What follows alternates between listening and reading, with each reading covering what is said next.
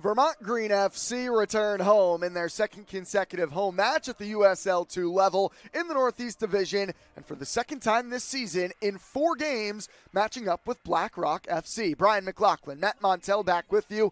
And Matt, after dropped points on Saturday for the Green, their aspirations of winning this Northeast Division, all of a sudden, there is a real level of intensity rising to capture 3 points in a victory today against Black Rock. I agree. I think they're going to be very eager to try to rectify some of the mistakes from the previous match, and really just trying to be more clinical in front of goal. I think that's what's going to stick in their brain a little bit more is if we would have put away maybe at least 1 or 2 more of those, that game probably would have been much more comfortable in that second half, and then they can actually go in with like some wind under their wings into this one. As the Green take the pitch, set to be introduced, they beat Black Rock FC prior this season.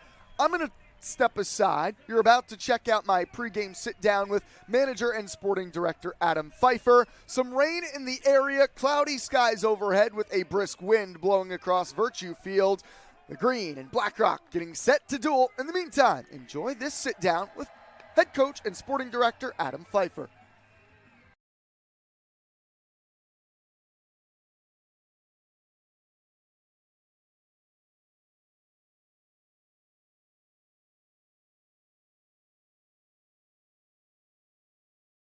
Vermont Green FC, manager and sporting director Adam Fifer. Rain starting to trickle down prior to today's matchup with Black Rock FC. Coach, coming off a tough result over the weekend, I know you wanted the full 3 points, but putting the result aside, what did you think of your club's performance in the home opener? Yeah, I mean, it didn't feel great on the day, but then, you go back and you watch the game, and this is kind of always how it is. It was, it was better than probably it felt during the match. We certainly created enough to score 4 or 5 goals, and we just couldn't get the ball over the line as much as we needed to. And that's soccer. So we have to find a way to get results when things like that happen. Quick turnaround again. It's your 3rd match in 6 days and only 2 days off from the match on Saturday. How have you tried to keep guys fresh, rotating bodies in the lineup? What's that key to this early in the season, make sure everybody's still feeling fresh with their legs? Yeah, so, obviously we've rotated a couple guys. We've also, we haven't trained much, and that's always, kind of an issue. But, there's a little bit, of a light at the end of the tunnel a little bit after this weekend. So we'll have kind of a week with a friendly in between, but a week where we can really train, and so that'll be great. But it's early in the season, so the guys' legs should be okay. You just saw this Black Rock FC side less than a week ago. What's that dynamic, and just how are you approaching seeing a team that you so recently just saw once again? Yeah, I mean, it's not something I do very often, right? Like it doesn't really happen in college very often unless you play somebody at the end of a season and then you play them again in tournament play. And we haven't really had games that tight here. So, yeah, I don't know what it's going to be like. It is a little bit funny playing a team twice in under a week. But, look, we've got all these playoff games going on right now, so we see the basketball and hockey teams doing it on a regular basis and baseball teams as well. So just roll with it. You talked about the chance creation. Is that still something you're trying to hang your cap on? And if we create chances, those goals will come? Because I felt like you did create a lot on Saturday. Yeah. I mean, look, some of it's just luck, right? Like, so, some of it's luck, and that wasn't really on our side clearly between the goal that we conceded and then, some of the stuff that didn't wind up going in the goal. So that can switch, really, really quickly. So, we keep working on this stuff in training, and we've got a lot of really good players in that part of the field. Like, they're going to score goals. First quarter of an hour tonight, what are you going to be looking for? I'm not trying to look for any one specific thing, to be honest, because I just end up getting myself frustrated if things don't go exactly the way that we want them to. But yeah, I mean, we want to see an instant impact from guys like Chavi. We've got Musa starting again, which we tried to rotate him a little and it didn't really work the other day. But hopefully we start on the front foot and the guys are feeling good and. We've had 2 games in a row where it's been pretty hot. To be fair, the sun was pretty much, it was in play the other day, and then the game at Black Rock was 90 degrees probably on the field, maybe a little bit more. So this will be a different atmosphere. The legs will be a little fresher, and that'll help with the finishing and obviously help with the guys feeling, more comfortable getting forward and creating opportunities. Adam, thanks so much for joining us. Good luck today. All right, thank you.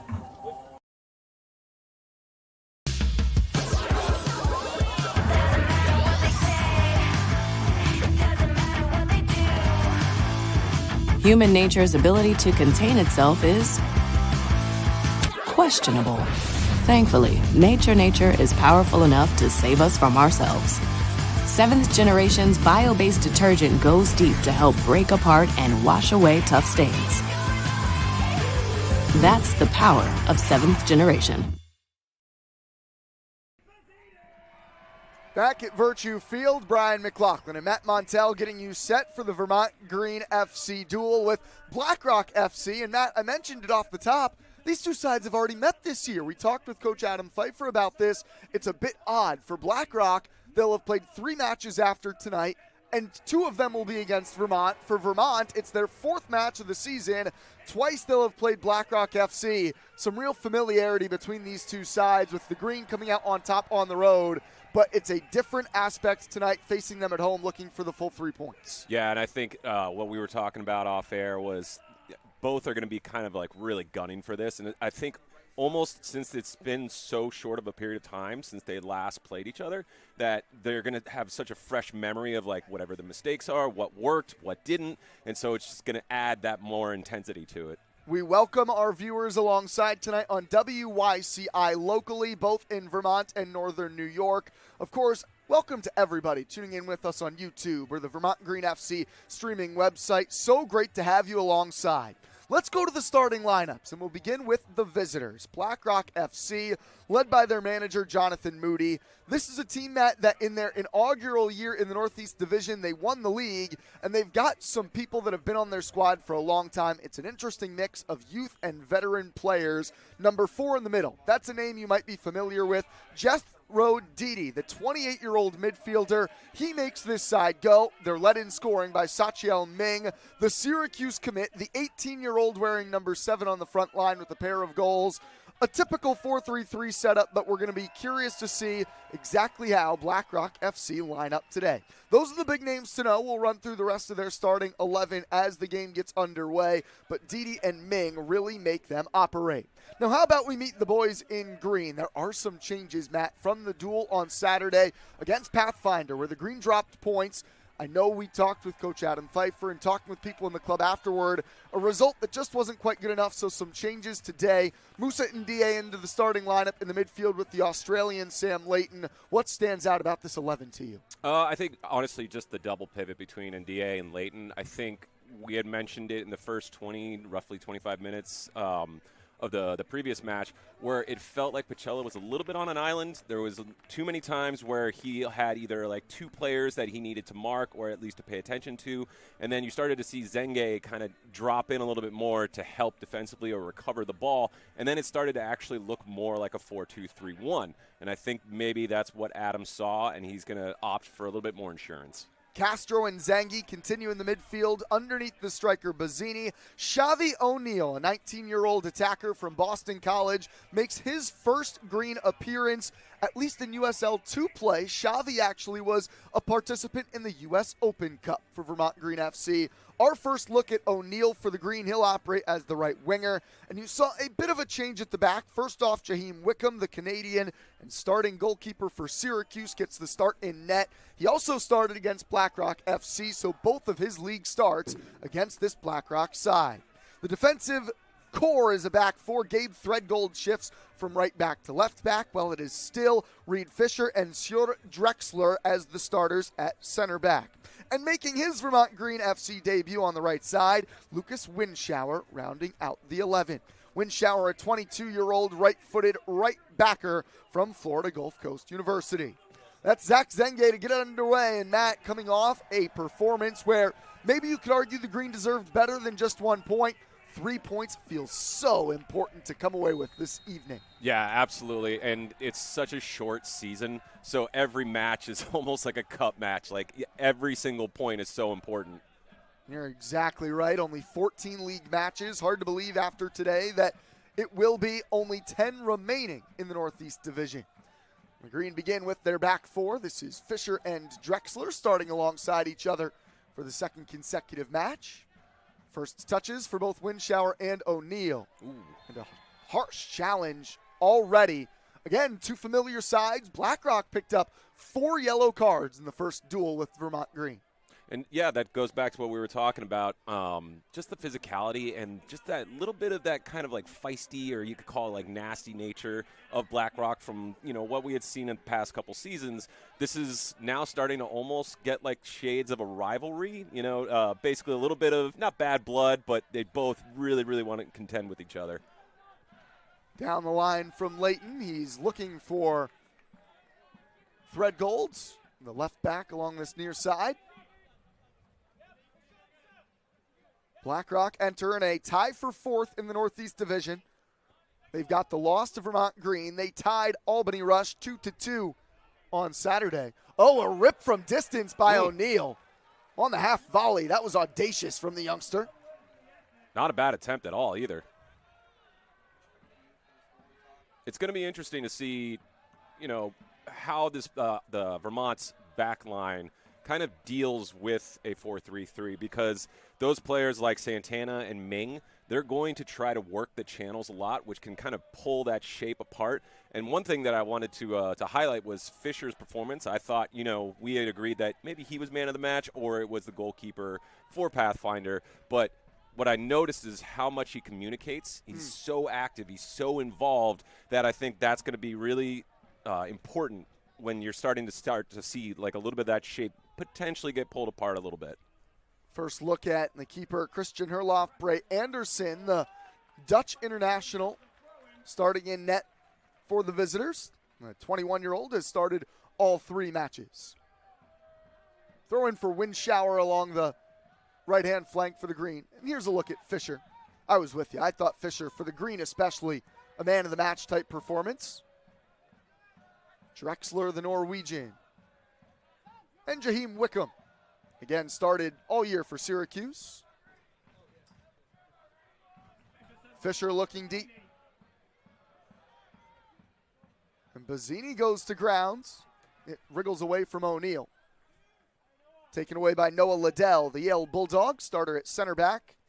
He has started alongside Yannick Safak-Nanu as the center back pairing in every match for the head coach, Jonathan Moody.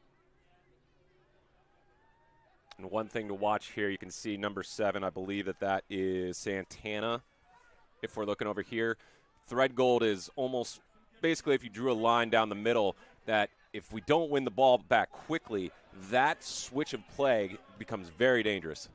Threadgold, a nifty move, unable to unlock Castro down the line. Brought back under control by Samuel Knopf. Helping out Didi is Juan O'Neal. It is no surprise that the 2 veterans for BlackRock, O'Neal, the 25-year-old, and Didi, the 28-year-old, they're the 2 midfielders in the center of the pitch. Yeah, you'll see Didi act as the primary kind of CDM. He does a lot of the defensive work. He shields, in front of that back line. And then you'll see Samuel and O'Neal potentially get more involved in the attack than, say, Didi would. O'Neal plays it to the right back, Lakoa Pei. And here's Didi. We're familiar with his game. We've seen him now all 3 years when BlackRock have come to Burlington. That ball ricochets off of Santana. Yeah, I'm pretty sure it was like raining sideways that day too, and it was just kind of the perfect atmosphere and conditions for just slide tackles, heavy late challenges. It was the old blood and thunder soccer. Winshower able to take it off of Didi. Castro in space, unable to thread it through for Bazzini. I like the idea, though, that one-time whipping ball just a little bit higher maybe, and it gets over. It was read by the hulking center back, Safak-Nanu. Yeah, he's all there.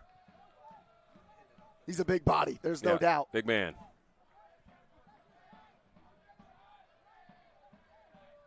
Again, Bray Anderson, the starter in net. He's comfortable with the ball at his feet, it appears. It's a tough task for Threadgold right here. Drexler able to play it back to Wickham. He's dealing with Sachiel Ming, again, the man who scored both goals on Saturday against Albany Rush for BlackRock. But that's something you're going to see a lot more probably throughout the match is those wide players, Ming or Santana, trying to keep their heels basically on the line and play as wide as possible. They want to drag the shape of the opposition apart, and then they create those spaces.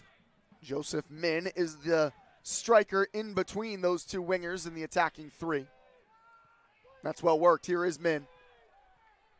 And he gets it back. Min slides it. Intended for Ming. And then it's nibbled away from Samuel.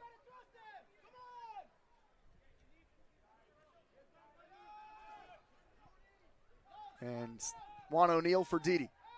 Blackrock in their first spell of possession. Jun Young Huang is the right back, or left back, pardon me. There's that aggressive style of Fisher, making that step. A lot of center backs will opt to maybe just like tap, the hip, make you aware of them, but then also take a step back and try to wait for a bad touch. Santana tried to flip the play like you were asking for, Matt, but Threadgold was able to recover. It's going to be a tall task for Threadgold with that width, right? It's going to be very heavy on the focus side. He's going to have to be very aware of Ming or Santana. Sorry, Santana. Now in possession, Threadgold is getting forward. He plays the 1-2 with Castro. Needed just a little bit more. Oh. Threadgold muscling his way through, but a recovery challenge comes from Pei. And again, there's the veteran presence of O'Neill. He and Didi comfortable on the ball. And you can see Bazzini is trying to start that, the press, the defensive press, to go and win the ball high up. But if you look at Blackrock, they have those three attacking players all at the halfway line. So the back line of Vermont can't get up as far because right now they're on sides. So it's starting to create like a little bit 50-50 press instead of like the entire team. And that's really easy to kind of play through. Nanu for Pei.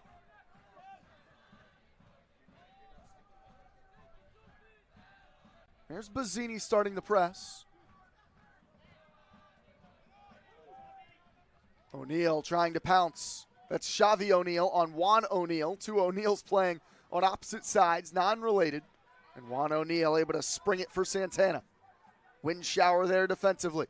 Santana onto his right in the first test for Wickham. Handles it cleanly on the bounce.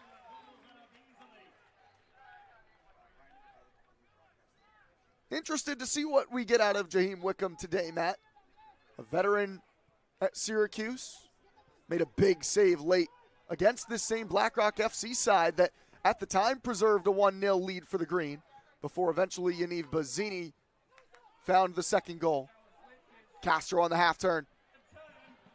That's where he's at his best. And now Bazzini, Threadgold asking for it. It's Gabe Threadgold in. Threadgold's saved by Bray Anderson.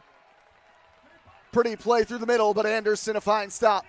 Not a bad attempt at all. I would say maybe try to test the keeper on the far side, the far post instead, but. Threadgold, the right-footed outside back. That's his weaker foot. We noted it, Matt, that it's a lot of right-footed players on Vermont Green. That's a Threadgold. Well, yeah, that was with his left, so I think he's left-footed, right? Or I think he's played with his right before. We'll keep an eye both on it. Maybe he can use both. Yeah. Well struck. The Green scored off a corner on Saturday. Zenge's ball. And it was Anderson to punch it away, retrieved by Castro. Good play. The captain, Ndie. Looking back towards Zenge, but Offsides. he lingered beyond the line. Yeah. You're right. Flag out.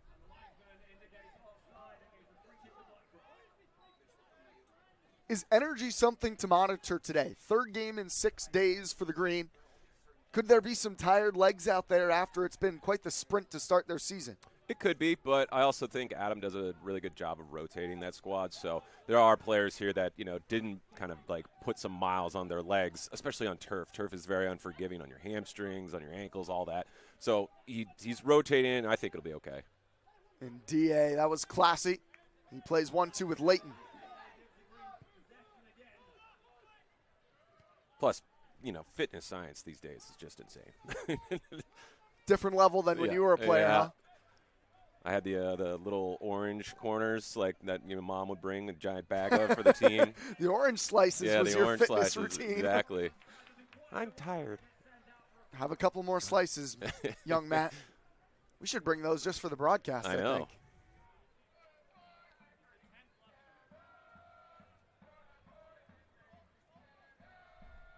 And D.A. wins the duel Good with step. O'Neal. Had to win that. Plays it backwards. Now Castro in a battle with Pei. Pei pokes it out.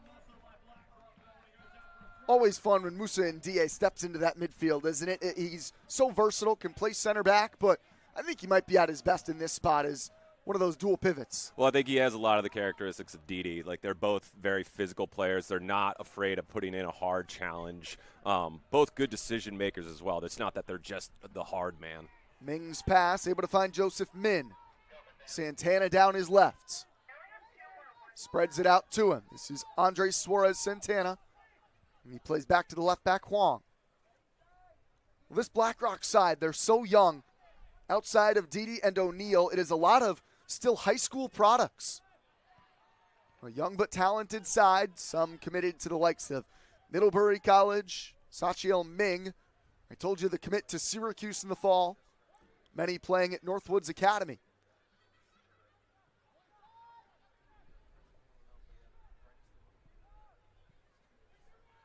I believe, was that O'Neal that was on the ball? It was. Just there, yeah. I thought he's had a good start to this match so far. Bazzini trying to scamper. He's got the center back Liddell on it. But Bazzini has good pace to the end line, and he goes to ground, unable to get it across. It goes across for a goal kick. Unfortunate, but good on him to get into that space and to get into that opportunity. Just maybe needed the pullback. You want to see him on the ball even more, right? Yeah, even if it's not shots on goal, I think the whole team plays so much better when your center forward is really helping dictate that attack, even if it's not necessarily always creating the shot.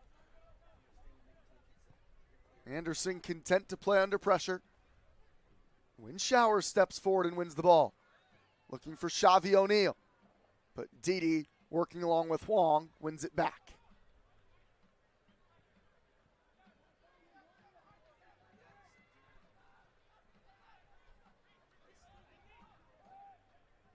Something I've noticed, too, from BlackRock, they're pretty patient playing out of the back. They don't try to rush it. Didi flipping the play. It's Pei on the touch. Ming wide to his right.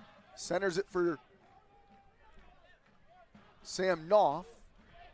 Leighton loses out. Here goes Ming. This is dangerous. Threadgold well recovers, and Fisher intervenes. Juan O'Neal picks up the scraps.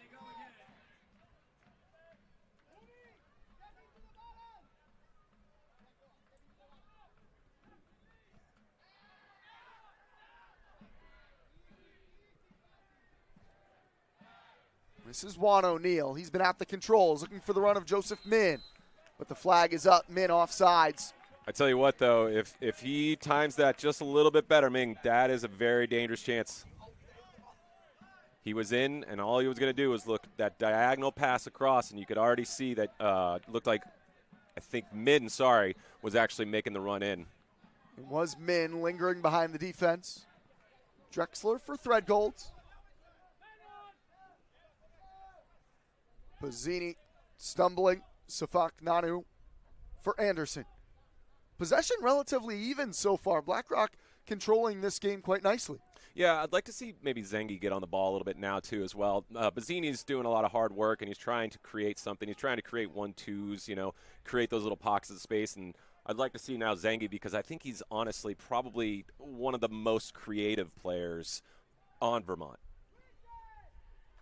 O'Neal tackles it out of bounds for a BlackRock throw. Well, we've discussed the goals of this Vermont Green side this season. They want to win the Northeast Division. The top two in the division do qualify for the USL2 playoffs. There's a tackle from Zengi, but he's been quiet. Really one of his first involvements to upend the run down the left of Huang. Couple of early season road victories for the Green, but they dropped points here at home on Saturday. Normally this Virtue Field turf has served as a fortress for the Green. Center back Nanu playing the 1-2, and he goes back to Liddell. Just for everybody's spirits, it would feel like 3 points today would go a long way. Yeah, absolutely. 3 points, especially like I said earlier, in such a short season, it's so important. And again, it's like a cup match every single time because the end of the season and you start getting closer to the postseason, it comes fast. And Green saw that last year. They were one of the highest points earners in all of USL2 to miss the playoffs. Heartbreak. Finishing third behind Western Massachusetts and Seacoast. Again, Didi controlling it nicely. Chen Young Huang for Min. This is Ming on the run. Threadgold can't get a piece. Sachiel Ming looking to dance. Centers, but it's bombed away from Knopf. And you can see there's clear instruction with Ming where he's staying so far wide, even when it looks potentially dangerous, because you'll see Threadgold, if Vermont win the ball back, Threadgold can immediately start to go into the final third, into the attack, and then Ming's going to have to run all the way back. So they put a lot of trust in their back line and say, Ming, I want you to hold that space as high up as you can. Here's a good run in behind from Min. And actually offsides. Actually, it rolls out of bounds. Well, it was offsides. That was right the first time.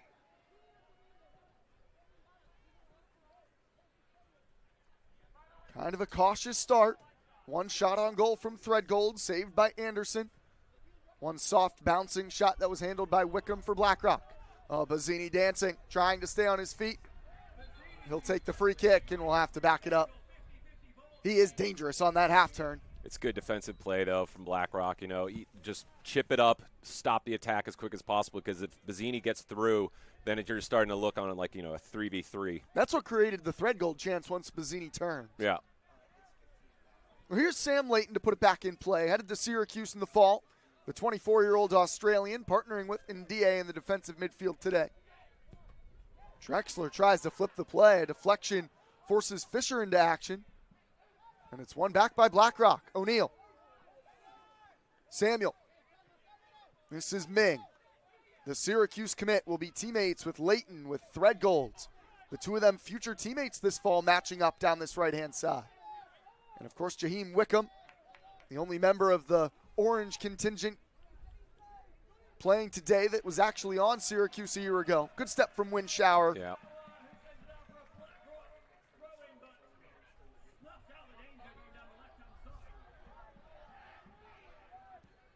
Ming begging for it. Here's Knopf on the touch.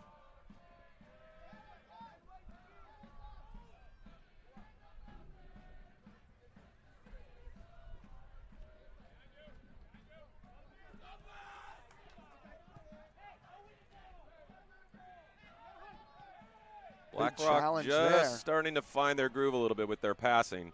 You're starting to see their back line dictate some of the play from past the halfway line. Winshower unbalanced. Santana cuts it to his right. Santana puts it across. Drexler gets a piece in the air.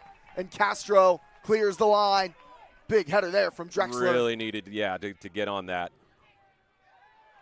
And now Bazzini going 1-on-4 is fouled. He's drawing a lot of them.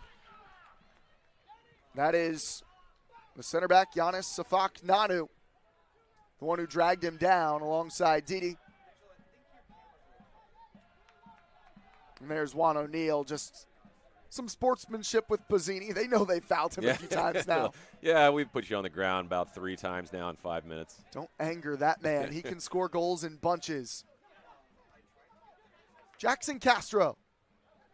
Yeah, sometimes center forwards, if you get them frustrated, it doesn't always go the same way. Sometimes if you get them frustrated, they completely fall out of form, and sometimes you woke up the beast. We'll see if Bazzini, who is sitting on 9 career goals across all competitions for the Green, one more, he would hold the all-time record for career goals in a Green uniform. Well read there by Blackrock's back line. And Winshower steps to it in front of the home fans. Currently, Bazzini tied with former club legend, still a club legend, but former Green member Diba Nwegbo with 9 career tallies.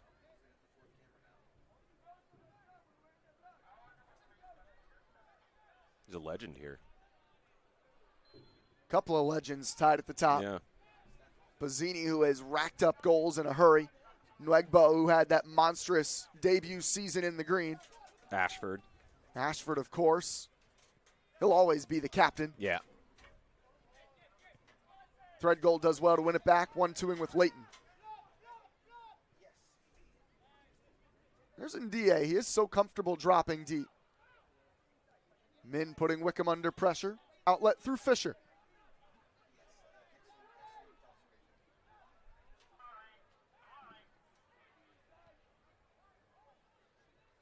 Look how deep Bazzini's dropping here to get on the ball. Fisher's pass broken up. He's strong to win it back, though, around Min. I respect the attempt, though, to try to play it out of the back from there instead of just hoofing it long, because it hasn't been effective as of yet. But the Green really struggling to get control of this ball. Yeah, I haven't really seen Vermont put together, a solid 10, 12 passes to try to create something, into the final third yet. And that can come, as things start to warm up. But I do give a lot of credit over, though, to BlackRock. I think they've just been the more comfortable in possession so far. In particular, we have barely had a chance to mention Zach Zenge, the Green number 10 in this formation. Here's Xavi O'Neal, clearly trying to beat people off the dribble. Leighton getting forward. Leighton an early ball. Won't get through for Castro. Handled by Pay.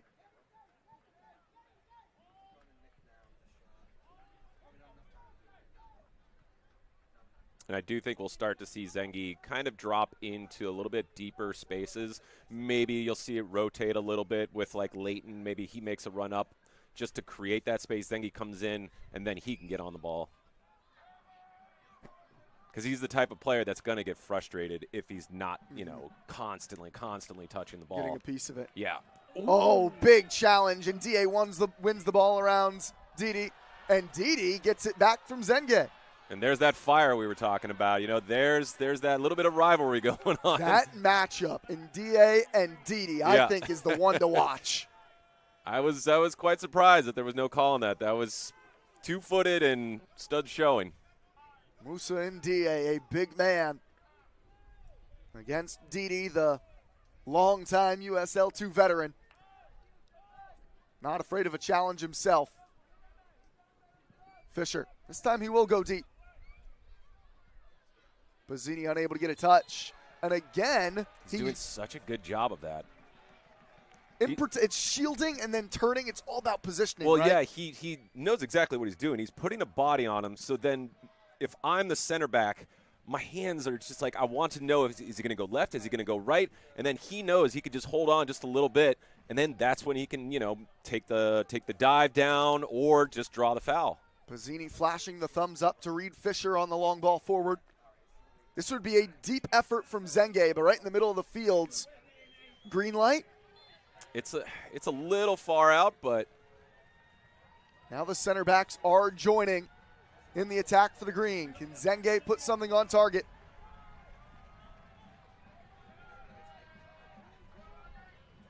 He plays it wide. Xavi O'Neal in space. O'Neal low across towards Leighton. Leighton pops it up beyond the end line for a goal kick. The Green disagreeing. Yeah. They're trying to isolate Xavi O'Neal wide in that pocket of space, unable to really get anything. Well, they were so dangerous close spot. to the 18, too, that just trying to play that ball out wide and then get some service in, like you have 2 seconds to do it.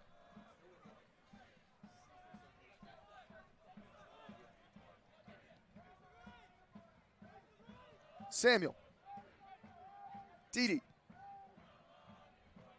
High pressure right now from the Green. Santana the outlet for BlackRock. Juan O'Neal, Santana, Liddell, and Didi. It's impressive against the Green press.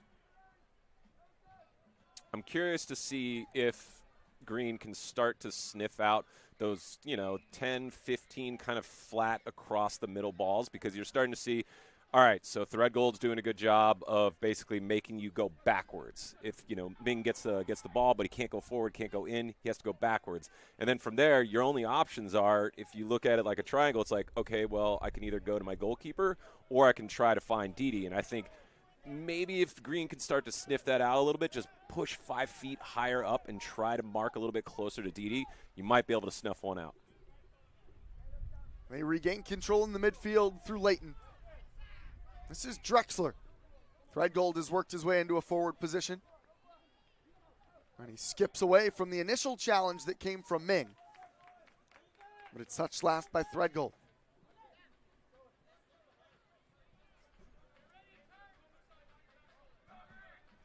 One shot on target each. Zenge steps in nicely. Castro. Castro for O'Neal. O'Neal tries to clip it over the top. Collected back by Huang. Wind shower, though, reels it in. And Layton couldn't find anybody. It's really well done to immediately get possession back. First time we've seen them possess it in their own attacking end. Yeah, now it's starting to go just a little bit. Tide's turning just a tiny bit. But so far, a pretty even match. Drexler.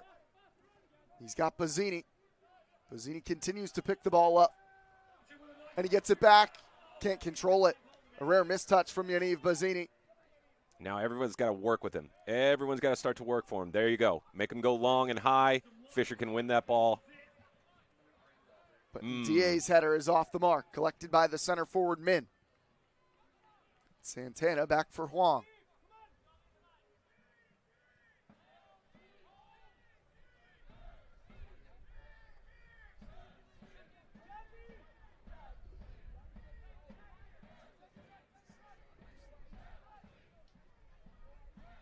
Just some sprinkles coming down on this Virtue Field turf. You can see some rain jackets and umbrellas. I appreciate the fans who are with us here on this Tuesday night. Another big midfield challenge, but the ball springs for Pei. And now he's got Ming. Ming returns it for Pei. But Threadgold recovers. Didi goes through the back of Zenge. Done so legally. And Drexler just wants to release the pressure. I think Threadgold's had a really good first half so far, just in his positioning alone. He's been in the right place, or he's been close enough to immediately get to that challenge. Zenge able to pick it off. Zach Zenge leaves it. Here's Castro. Castro on his left. Side netting wide. A real chance off the turnover. Zenge won it. Castro can't convert. Yeah, really good job from Zenge to win that one and to win it well instead. Didn't actually commit the foul for it. And it's good positioning from the center back for BlackRock because he immediately kind of makes him take his touch a little wide. So his options are, okay, I can only go really near post. Castro, who has had a great few seasons at Creighton. Again, look at Fisher. The first to it. And O'Neal has some real pace. Xavi O'Neal. Surrounded.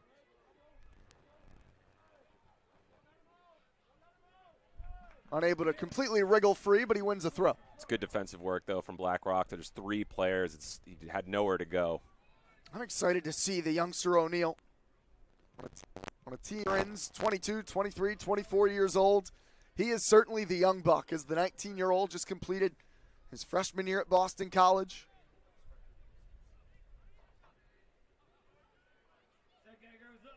Bazzini working it through the middle. Tries a left-footed volley, but it's handled on the bounce by Anderson. That would have been quite the finish if he could have been able to beat Anderson with that. Weaker foot, though, I guess, yeah. But when you're in the goal-scoring form that Yaniv Bazzini's been in for about a year and a half now. Well, yeah, sometimes, center forwards, they need 4 or 5 chances. I mean, heck, if you look all the way at the top, Salah needs like 10 to get 1. But he always gets that one. Seems like an unnecessary shot, but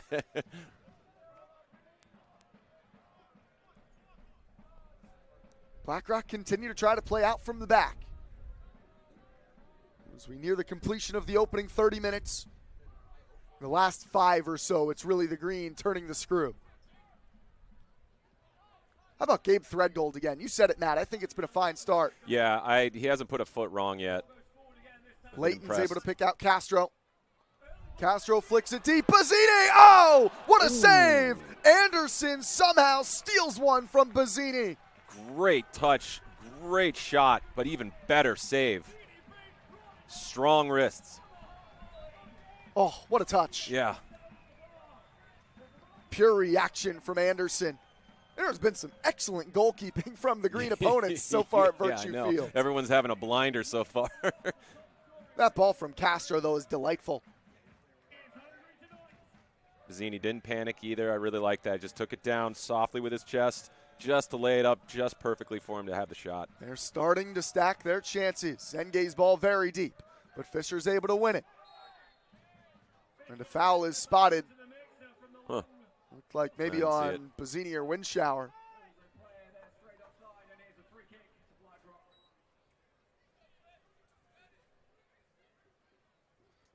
But it is chances starting to pile for Vermont. Yeah, you're starting to see the momentum now go to Green. But it's been kind of a tale of two halves within the half so far. I thought that the first 15, roughly over that, BlackRock had a little bit of the better form. Drexler, the center back, getting forward, trying to win it back. And now Threadgold get a foot race. It's Ming on the run. Windshower over to help out, and he tackles it away. Another physical challenge. Windshower clearing out Ming. And he had to get that right. Strong tackle. Drexler and Fisher were both caught forward. It was Threadgold's and Ming who collided. It was Windshower who definitely made contact with Ming on the advance, but I thought he won the ball. That's a physical challenge for sure. Can understand why Ming might be banged up, Matt, but seemed like Windshower winning the ball first there. That's something where the referee's going to give him the benefit of the doubt. Well, yeah, you got to get it right. You got to get the ball no matter what, but it's also kind of one of those challenges where I'm going to take a chunk out of you on this one. You are not getting by. Yeah. Make you think twice about running at us.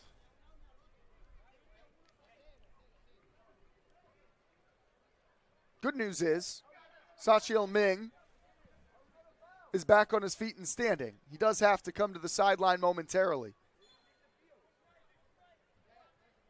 But now he's allowed to re-enter play. That was dangerous, though, from the Green with Drexler leaking so far forward. Almost really left his outside backs to dry. Now it's Ndie whose pass asks a lot of Fisher. But O'Neal turning and running. He's got blazing pace. Castro, Threadgold overlapping. Here's Gabe Threadgold's. Threadgold's to the back post. Just too far for O'Neal. Still alive. Windshower tracks it down. Castro arriving. Bazzini, a bicycle try. Zenge lets it free.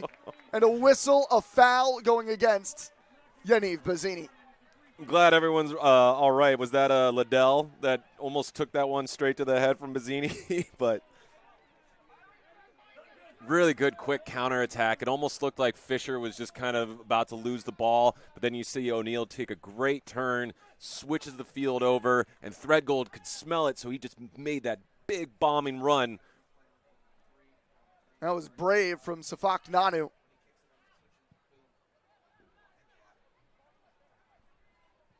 Santana putting pressure on Windshower, and he calmly plays it back for Wickham. That's good communication from the goalkeeper in his back line. Yeah.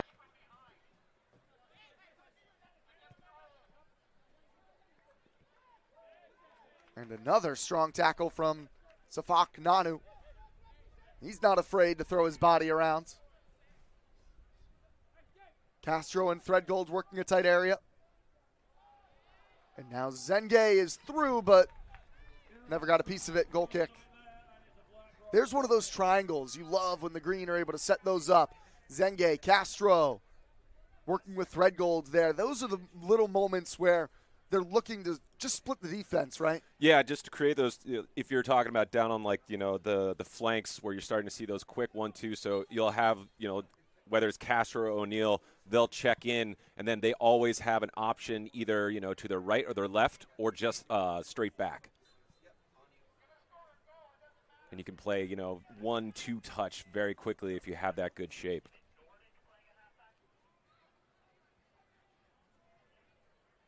Been a while since BlackRock have been able to play the ball. Didi under pressure. Liddell, Huang, and Min has it picked.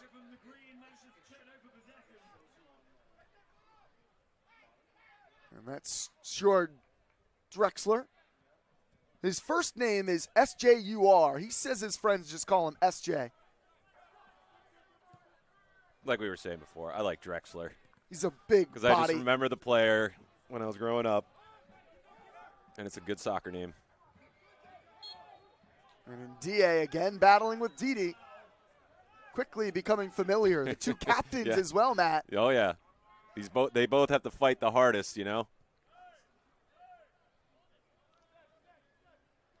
DA, who came in off the bench in rotation against Pathfinder. As close to an undroppable player probably as Adam Fifer has on his bench.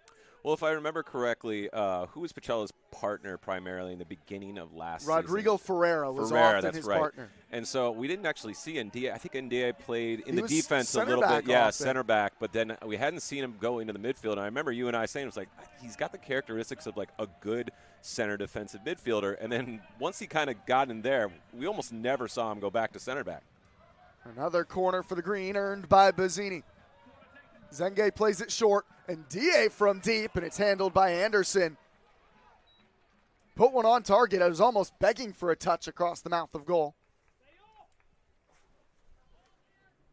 That's a different look from the corner. We haven't seen the Green go to that often. Playing the ball diagonally back, like towards the corner Yeah, of the 18. playing it short, and then even shorter for Ndie to then provide the service.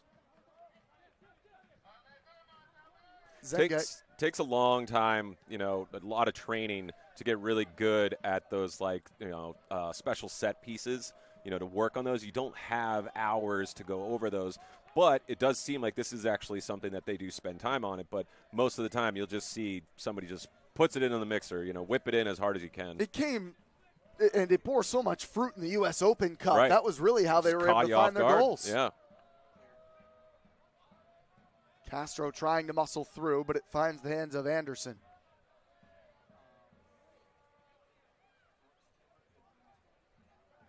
Well, recently the Green have been the closer of the two sides to finding a goal.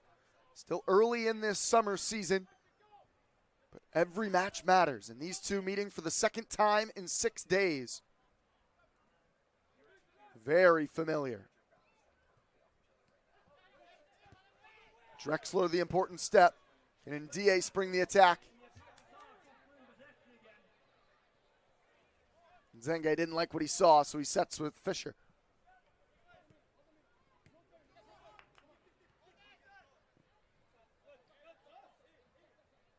Bazzini shoulder to shoulder with Samuel, and it was off of Vermont's striker last.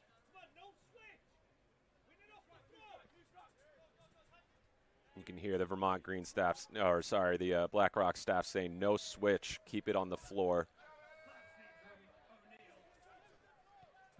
O'Neal trying to lose his defender, Drexler. Ndie.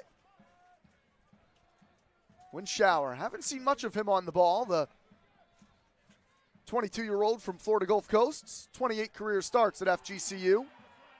Great tackle. Drexler. Again, the center back motoring forward. The big fella Drexler. Intended for Zenge, but just didn't quite get that angle right. He's really trying to get forward today. Well, Drexler, yeah. Drexler. Well, I was also just noticing Sure. Ming and Santana. Santana's gone quiet for about 15 minutes now, and you're starting to see him drop deeper and deeper and deeper because Vermont is keeping possession of the ball more often. They're switching the field of play more often. So now you're just seeing the entire shape of BlackRock kind of go deeper into their defensive third. And I tell you what, Matt, as soon as you say that, Ming has switched sides with Santana. It was number 7 along the near side. That's Ming. Santana, number 17, was on the left-hand wing. Just something to monitor. Maybe they like the matchup for Ming against Winshower a bit better than Threadgold's. We noted Threadgold's great start. Mix it up a little. Nothing wrong with that.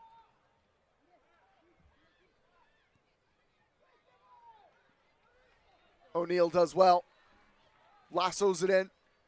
He loves running with it. Looks like he just loves running. He's got I'm those tired youthful watching him. legs. Castro and O'Neal in the two-man game. There we go. This is what I wanted to see from Threadgold. Start to get into these spaces a little bit more.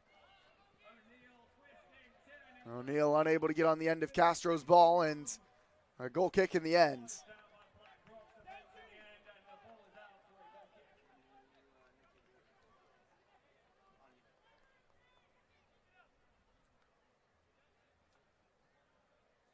Well, the Green's certainly the closer of the two sides to finding the opener. Nothing doing yet.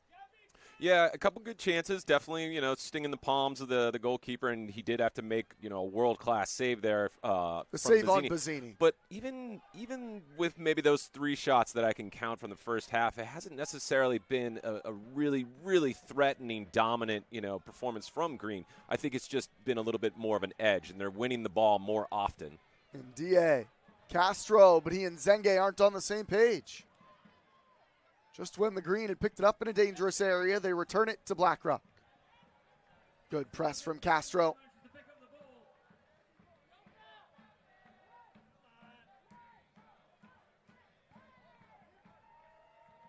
Didi under pressure from Zenge. And now they can't let him get out. There you go. Leighton. And it's a foul against Leighton. Interesting. I didn't see what the center ref saw. I thought the two of them were going shoulder to shoulder, and if anything, I Right. thought Didi might have dragged Leighton down a bit.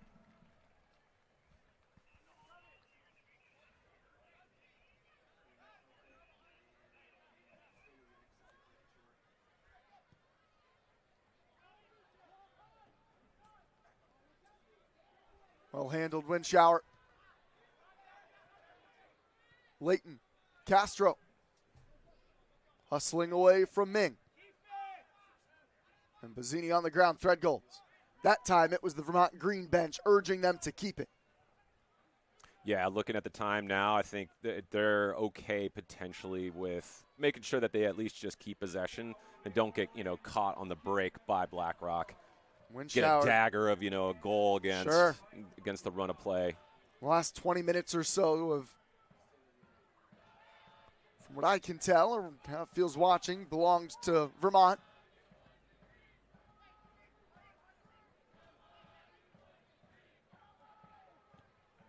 The 1-2 from Didi. Wind shower there to recover after Fisher was unable to win the ball around Min.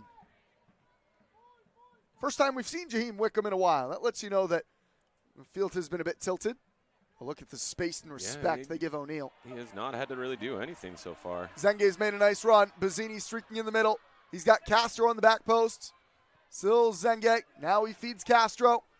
Threadgold making the run. Threadgold chips it. It saves towards Bazzini. Knotted down Castro.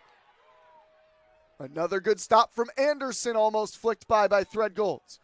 And now Castro to the back post. Zenge. O'Neal battling. And it falls for Ming. Really well done from Castro to keep that alive. I kind of wanted to see if he could maybe take a shot one time when he did take a touch, but he was able to keep the ball and also make a really good cross. Green finding another dangerous area. They've won a throw-in. Yeah, we could take another look at this. Again, really good goalkeeping. Stays tall all the way through. The Green wrench it back Leighton. Leighton in a physical fight. Toes it for Ndie, and Ndie with Fisher to calm it down. He spotted O'Neal. O'Neal getting loads of respect as he runs on the ball. And it's a good tackle from Huang. Another look at this most recent Green chance. Really well done, Castro to Threadgold here.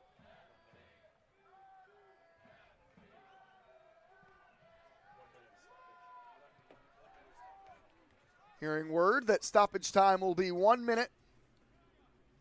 Yeah, it makes sense. Nobody's been down on the ground. Not too much. Maybe Ming for a minute. Ming after the big tackle. Oh, Castro puts it in towards Bazzini. And DA after the clearance that came from Liddell. Wind shower whips it towards Anderson, who has Clean hands, catches it out of the air, and now we'll just let that time wind. Windham been, obviously the busier of the two goalkeepers, but I thought he's been really clean so far. Yeah. Couple Hasn't of very looked fussed. Smart saves. Yeah, and he's been calm under pressure. Yeah, exactly. I mean, even the world-class, save that he made off the Bazzini volley, he looked like, he had it under control still. Fisher wins another ball in the air. He and Drexler have looked pretty comfortable together tonight. Second consecutive start together. Yeah, so far, and I mean, that's such an important partnership in like the entire team, if not just as important as, say maybe the two center mids, is having those two center backs really work well together. Castro just behind Threadgold. And that brings the opening half to a close. Vermont Green FC, the better of the chances, but nothing to show for it. Black Rock battling for a point so far, trying to take more points away from Vermont at their home venue. We'll step aside. We've got a halftime report for you coming, so I hope you'll still stay with us watching on WYCI.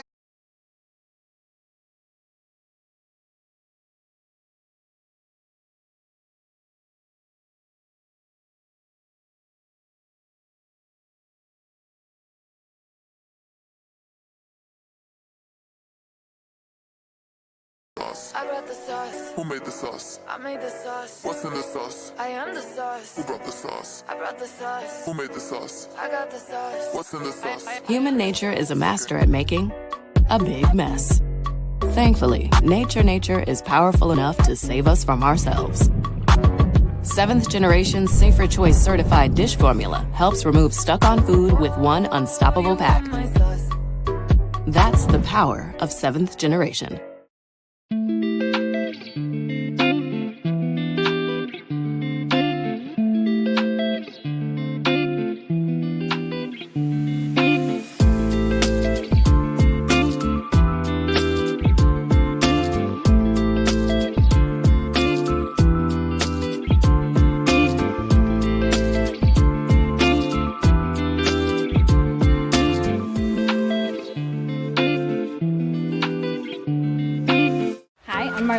I work at Suncommon, and we are here today in Worcester on the north branch of the Winooski River, and we are planting 1,122 trees today.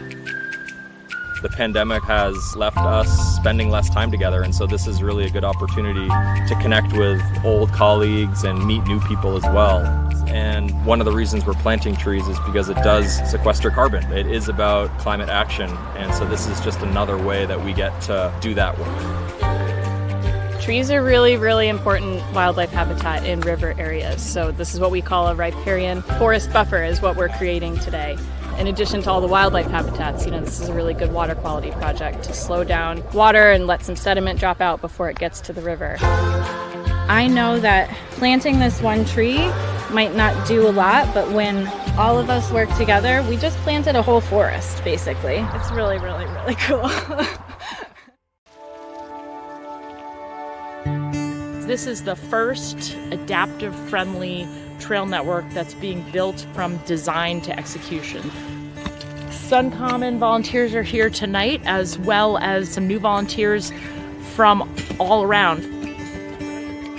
If you make a trail that rides well for an adaptive bike, it's going to ride well for two-wheeled bikes as well. My name is Greg Durso, and I'm riding the Reactive Adaptations Hammerhead. There's a lot of common misconceptions when it comes to what adaptive or accessible trails are. For us though, when we say accessible, it just means enough room for our bikes to get down it. So we don't want our trails dumbed down, we just want them just a little bit wider, a little bit more attainable for us to use. I'm paralyzed, I'm a T4 paraplegic, so I can't walk. So this bike enables me to get out there and start riding. When I get out of my wheelchair and I get into my bike, I kind of feel like Superman, and I love that feeling. It gets me into places that I can never get into that my wheelchair can't take me. Suncommon has been an amazing partner in this project. We already surpassed the point that we thought we would reach by the end of the season, and a lot of that's just thanks to Suncommon. It takes a community, it takes a lot of people to be out there, and you're really doing good for everyone. You're sustaining these trails, making new trails, making mountain biking more accessible for everybody.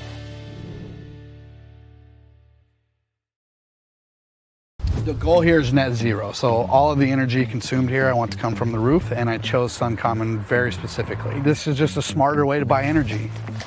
All my yard equipment is electric and battery operated. I mean, every morning when I come out now, I look back and I go, yep, that sunlight is falling from the sky and that energy is being put into that car as we speak, which, I don't know, doesn't get much cooler. Riding on sunshine. The beauty of grass is that you have to look at it as every blade of grass being a solar panel. And that grass is absorbing sun's energy the entire time there's sun out. Being a small farm, we don't have the scale of cash flows that a lot of larger farms have. So for us to be able to stay in business, it's important that we're able to utilize every one of our spaces as efficiently and as profitably as we can. Our rooftops were something that really hadn't served us any purpose, but now that they can actually produce the amount of electricity that we need to run the farm, that's just, it was a no-brainer. Dairy is something that I can firmly stand behind. I believe that it is very nutritious, very good for you, and done right, I believe that it's also good for the environment. I think we're at the point now that it'd be crazy not to have solar. When we decided that we were going to use a commercial company instead of doing it ourselves, which was an option, I did research on SunCommon, because I don't know that I trust lots of solar power companies. And you know, it's a big project. There's so many things that can go wrong. I wanted a company that I felt good about.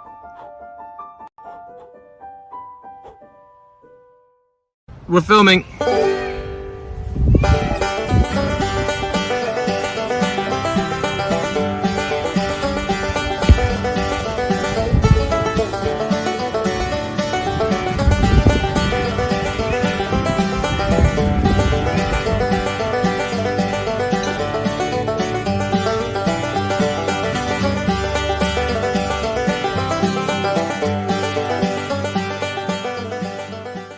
We understand what local issues are. Other credit unions might offer like the VHFA and the Champlain Housing Trust, but it's cool that we have our own product. It's called home ownership made easier. It essentially gets somebody into a house who does not have a down payment. There's a lot of lenders who are not willing to take a look at the type of transactions that are going in there. But the fact is Vermonters live in those communities.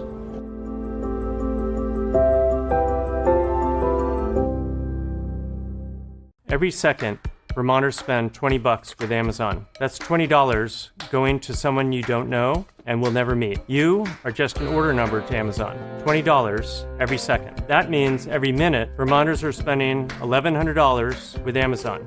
You might as well throw it in the trash. It's time to change. Let's keep this $1,100 in our Vermont economy. Mighty is an online shopping platform that keeps money in the local community. You order things, it comes from independent retailers nearby, it's dropped to your doorstep. Together, we can change online shopping for good. Visit Mighty, MYTI.com to get started.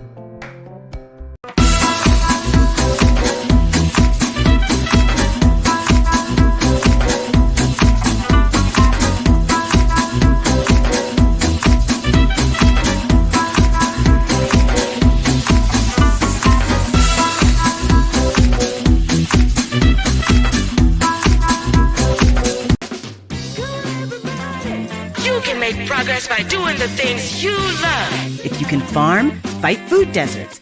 If you can surf, surf for racial justice. Like to read? Start a banned book club. Protest with an ice cream cone or project new meaning on an outdated statue. Get in a costume, but try not to get arrested. You have the tools for doing good, and the greatest tool is your own unique flavor. Ben & Jerry's. Make some mother chunkin' change.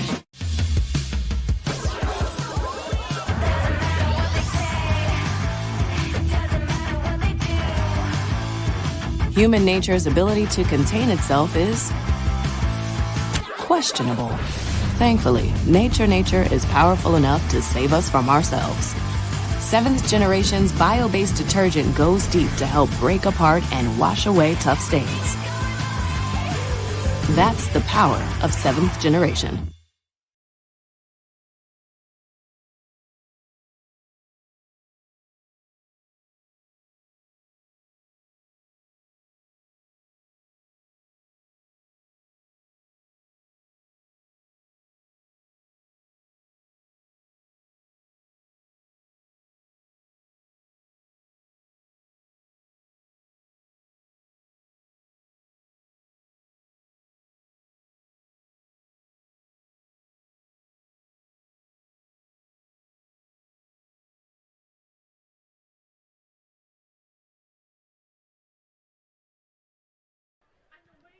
Back at Virtue Field at halftime, scoreless between Vermont and Black Rock.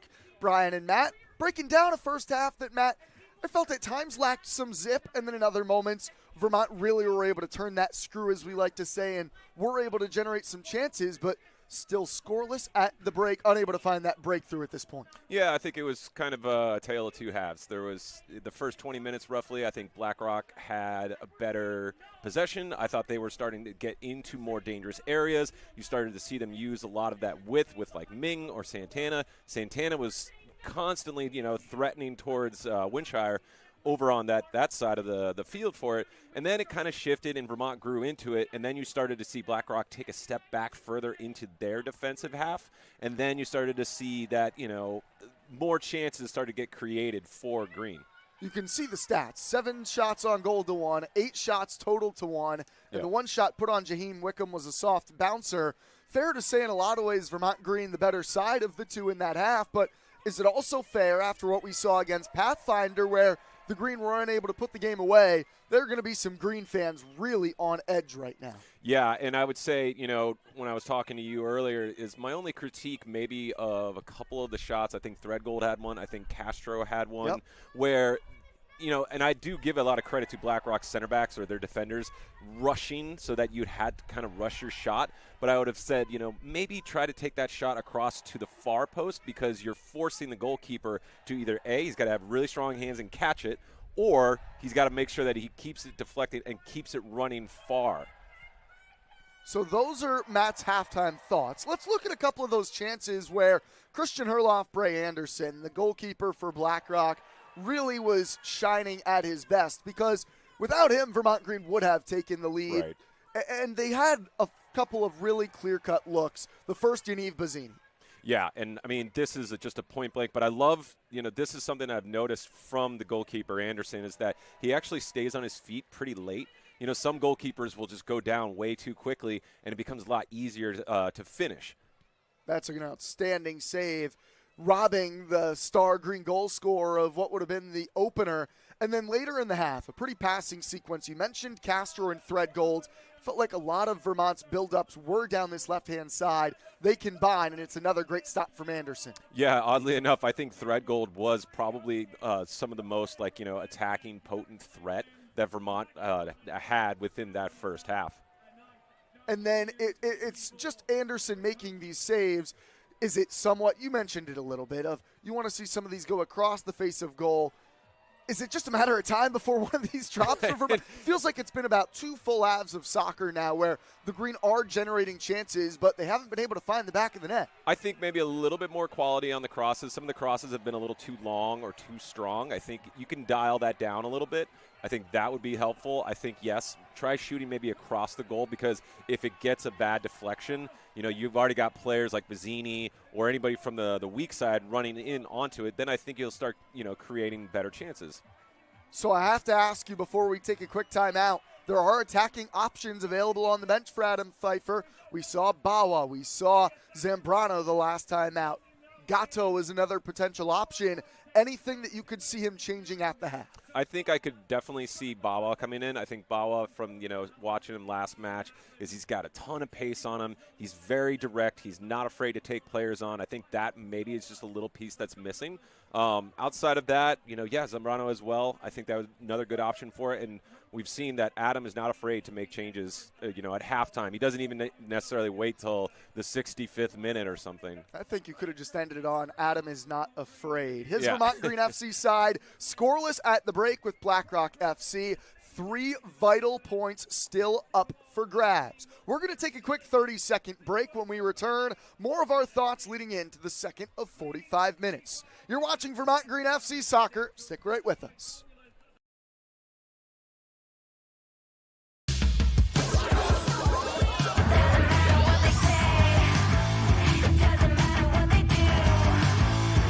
Human nature's ability to contain itself is questionable. Thankfully, nature is powerful enough to save us from ourselves.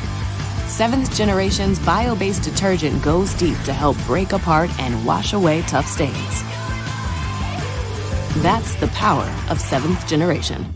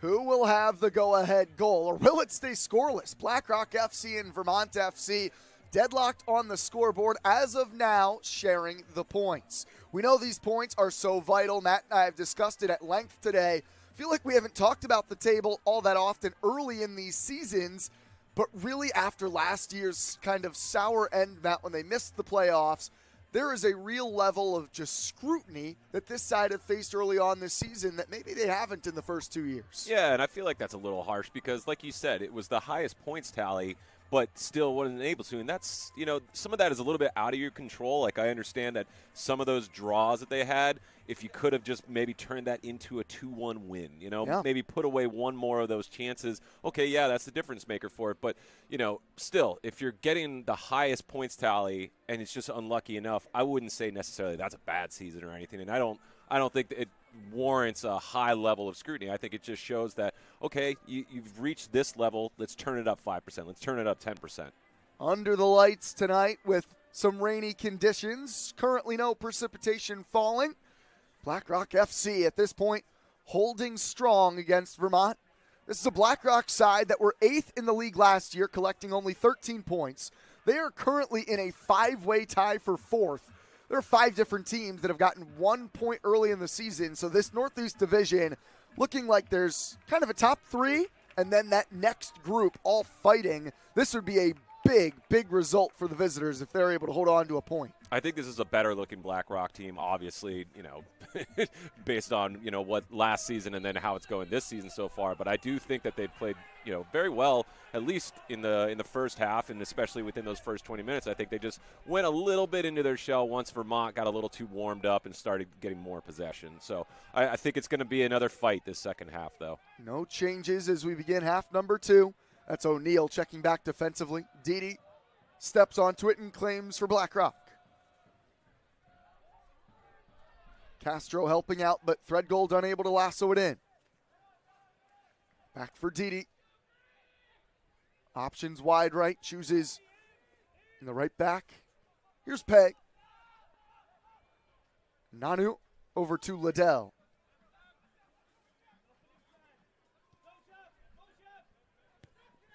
Huang.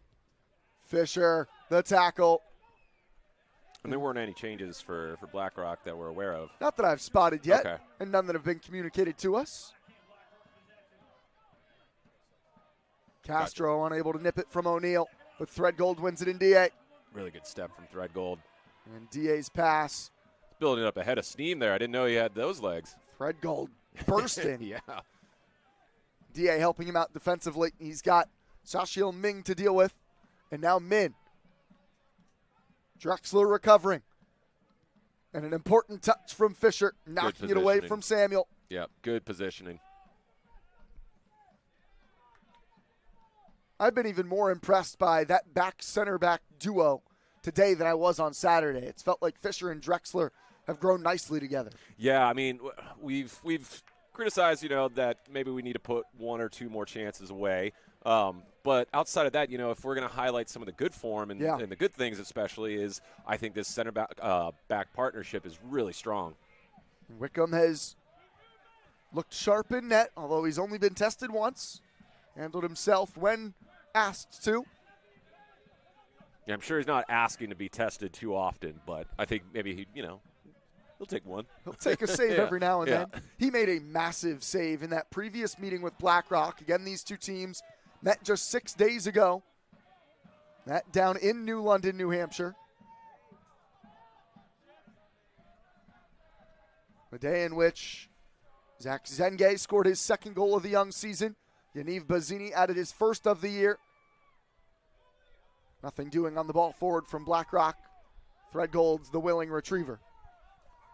And yeah, I think that good form that we started to see from Green was, Zenge started to get on the ball a lot more often. And I'd like to see just a more of that going into this second half. Drexler. Here's Threadgold. Another burst. He's really on the attack. Leads Bazzini forward.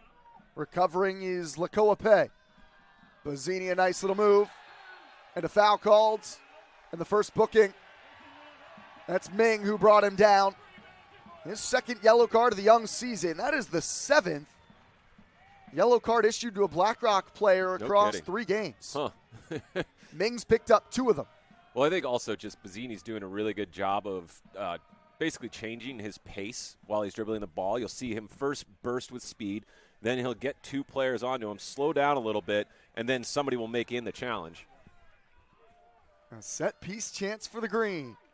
Numbers forward. Zenge has the right-footed in swinger. This is a dangerous area for this. This is a good spot. 2 in the wall for BlackRock, getting final instructions from the official. Anderson in net has been so sharp. Castro runs away from him. Zenge. Anderson spills it. And it's away by Liddell. First sign of potential weakness from Anderson. And now Fisher fouled by Didi. And there's a little bit of that nastiness now starting to brew. It is easy to see why Reed Fisher, Big Red, becoming a fan favorite. He's not going to back down from Didi. And he did a really good job dealing with like a difficult bouncing ball. This ball right here, and DA needed to get it, but now he's got Didi all over him. Needs to make sure that he stays in front. Windshower does well to navigate Santana, but now he's run into some trouble against Samuel, and he fouls Samuel. It's starting to get a little tasty, Brian. Starting to indeed. A little spicy. 2 teams that are so familiar with each other. And now there is a substitution brewing.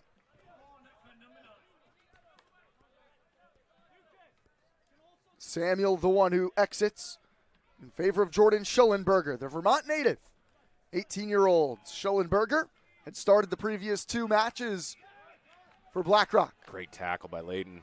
Bazzini is free. Bazzini plays it through Layton. Layton the square ball, nobody on the end of it. Drexler pops it back towards the mixer. Bazzini beaten to it out of the air by Huang.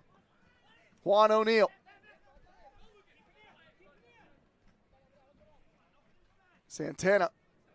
Schollenberger skipping.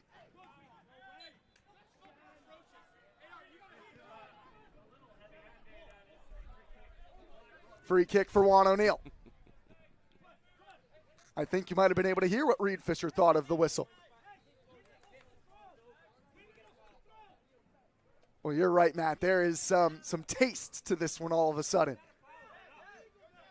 Yeah, you're starting to see tempers just flaring just a little bit. The challenges are getting a little heavier. You're starting to see, more players committing to winning the ball back together. I don't think we're going to see this end 0-0. Feels like the green matches rarely do. Thread goal, that's filthy. Zenge the flick, what a touch. Here go the green. Castro, early ball towards Bazzini. Liddell bobbles, but Bazzini can't get a piece, and Huang was there. Windshower takes it out of the air, and Ndie plays it back for Fisher.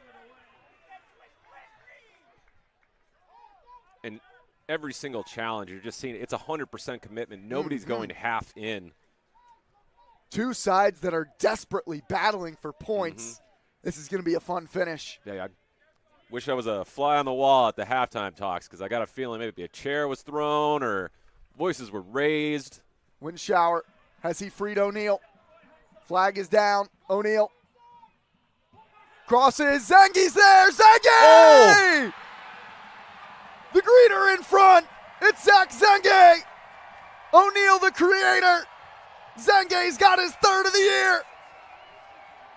And I think I had missed it. Who was the person that actually gave that ball to O'Neal? O'Neal made a great diagonal run. It was Windshower who sent it down the line. Gotcha. I mean, just literally 1, 2, 3, and then great ball across the goal. O'Neal just finish. Dancing.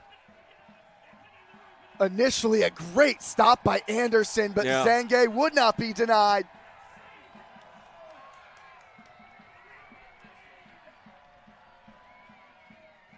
The breakthrough come for the green. Another look here, Matt. Holds him up just enough, then takes the space. It's not even too strong of a ball across. It's placed perfectly. Like right there, just where the goalkeeper couldn't actually go out and get it. Felt like O'Neal just had acres of space. Is that because he's so quick they don't want to get beat by him off the dribble? Well, I think if I remember, he started from inside a little bit further, like he was inverted, and then he basically dragged that left back over to him a little bit more, just 10 feet over inside the midfield. Then he made the diagonal run, and Windshower saw it. Simple. So now BlackRock chasing this game. The home supporters of the green loving the effort from their side. They did come out of that halftime talk with some vigor. Well controlled by Santana. And here's Jethro Didi. O'Neal breaks the play up for a throw for BlackRock.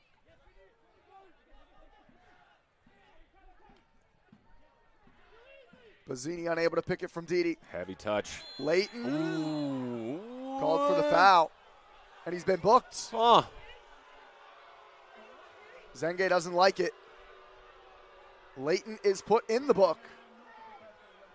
That's good captaincy from Ndie. You can see he's frustrated for him. He's like, all right, enough chatter. Stop talking to the ref for it. It's over. Yeah, he wins the ball. I understand the frustration. Maybe but that happens. It happens. You have to forget about it as quick as you can. You're right. Leighton in the book. The first time this year that a Vermont Green player has been shown a card. I wonder from the ref as well, Matt. There is a sense of, like you said, the growing intensity and spice. Is that trying to get some control? Yeah, potentially. He might be seeing that it's boiling over a little bit. We saw a two-footed challenge from Ndie in the first half. I think the ref is starting to read the room a little bit. Granted, yes, okay, he won the ball for it, but it's the way that he saw it. It is what it is. Forget about it and move on. The only thing now to watch, though, and we'll see if maybe, as the game goes on, somewhere around like the 65th minute. If it stays at this temperature, if the match stays at this temperature, is Adam going to take Leighton off and say, listen, you're on a yellow right now. You can't be going 50% in because you don't want to get a red card. Yep, and you do have Daniel Pacella, another captain, available on the bench. Not exactly a bad option. No, not bad at all. Ming, meanwhile, he's on a yellow himself. He charges towards the attacking end. Juan O'Neal steps to it. The ball put out wide, Santana. Wind shower in front of him. Santana's pass, read by Ndie. Can he keep it from Huang? And now it's a free kick. This is a dangerous spot as Santana's fouled by Ndie. I think Santana's buying that just a little bit, and it'll be okay. In 3, 2, 1. Good timing. Seen it a million times, Brian. This is a interesting spot for BlackRock, though. Close to the 18-yard box, but not too close, on a bit of an angle. Real test here of Jaheim Wickham, potentially. Well, they're looking to set this up for a cross, it would appear, through Ming. Yeah, because he's on his left foot. Right. So he doesn't want to shoot it, but I don't think it's too far out for a shot, potentially. He plays it quickly.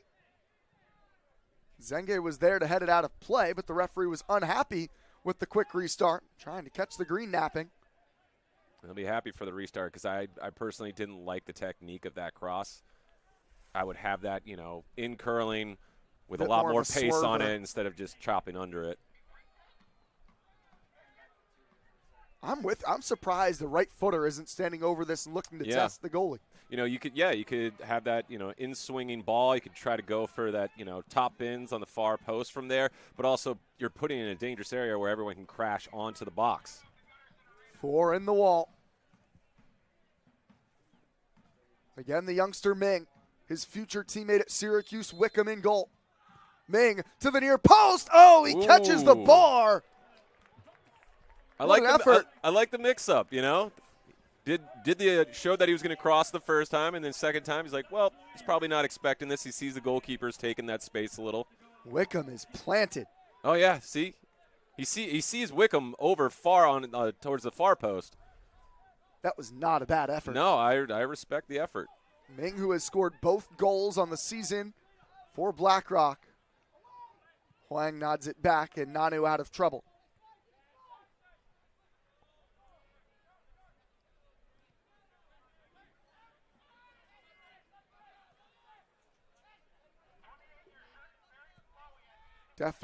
Didi almost loose with it. Threadgold unable to take it from O'Neal. It's a green throw-in. Well, this was the position that Vermont found themselves in Saturday, leading 1-0. They weren't able to extend the lead and ended up sharing the points on a late Pathfinder equalizer. Yeah, as obvious as it sounds, they're gonna need that second goal to just give them the cushion and give them the comfort. Then they can possess a little more. They can possess from deeper if they want. But right now, they can't just rest on just 1-0. More changes coming for the BlackRock side. DA steps. His pass intercepted. Leighton on that card, unable to challenge Min. And that's kind of like the type of challenge I'm talking about. He's not able to go full-blooded. Ming might be in here. The flag is down. Ming tackled away. Wind shower reads the play beautifully. And he timed his challenge well. He waited for just that one heavy touch. Very well done. Ming stayed on side. Of course, no VAR at this level. That flag down means the goal would have counted if he would have registered one. The recovery from Wind Shower. That might be the play of the game.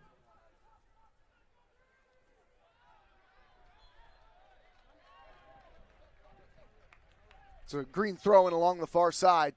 Well, there was a nervy moment. First really all day from the back line. I thought Ming was also going to play the ball across instead, but it looked like he was going for the shot potentially. It is a change in the attacking end for BlackRock. Their striker, Joseph Min, is off. Immediately entering in his place is Adrian Diaz-Feiska. And now I think would be a good time for a quick birthday shout-out. Just Brian and I and the staff would just like to give a shout-out to Allison Stone and wish you a happy birthday. Indeed. Great to have you tuning in. Of course, great to have everybody with us on WYCI this evening, locally in northern New York or across the great state of Vermont. Happy to have those of us along with us online as well. We see all your comments, all the great places you're tuning in from. Always a treat of ours to get to see all the different fans of Vermont Green and where they are able to tune into this club. Yeah, I think I saw Australia last year. I saw Paris. I saw Germany. Trinidad Tobago earlier? Is that what I saw? And Australia. All right. What time is it in Australia? That's commitment, I think. Indeed. And Castro fouled, and now a caution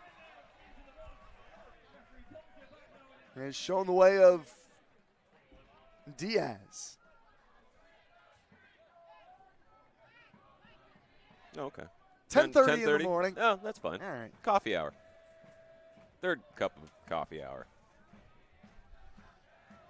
Fisher and the boys are headed forward, the center backs, for this Zenge set piece.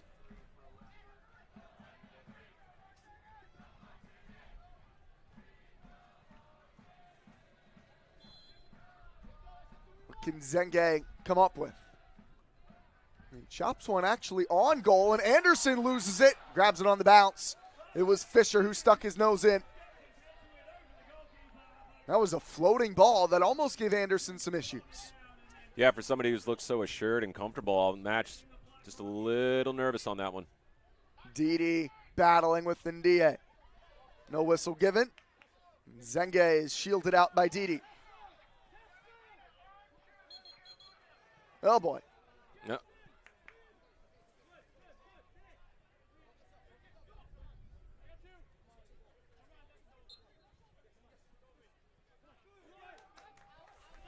Didi put under pressure by Zenge. That loose ball into the midfield collected Leighton. There's Threadgolds.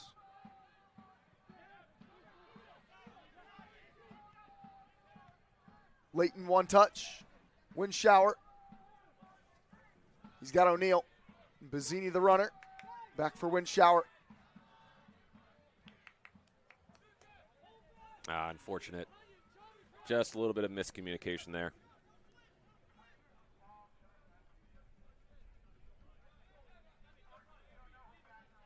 And it looks like I'm seeing Pacella warming up. Pacella for Leighton. I think you might have called that one right. Although I've been impressed by Leighton this half. He's been all over the place. I was going to say, I thought he's had a different second half than his first half. That was Leighton who stepped on the ball. Bazzini at full stretch. Anderson has won the ball. Again, it was Leighton who gobbled it up in the midfield and almost sprung Bazzini. I think he won it fair and square, too. You know, Bazzini's reaction tells us that it was good. Bazzini hunting his third goal in as many games played this season.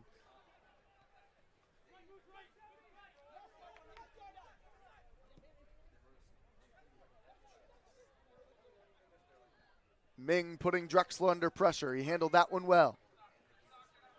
Threadgold's pass intercepted, looking for Castro.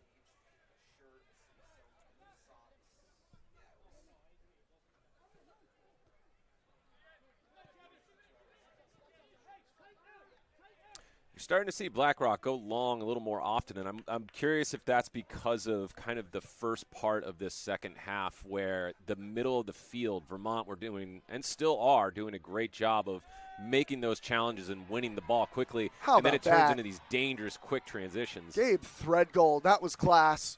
And Castro, perfectly for Bazzini. Oh, what a challenge from Liddell. It looked like Bazzini might have put him in a blender, but Liddell was staying with him. And Bazzini called for a push as Liddell tried to start the break. Yeah, you're starting to see more of that temper starting to flare, a little cheap kind of shoulders on each other, a little throwdowns.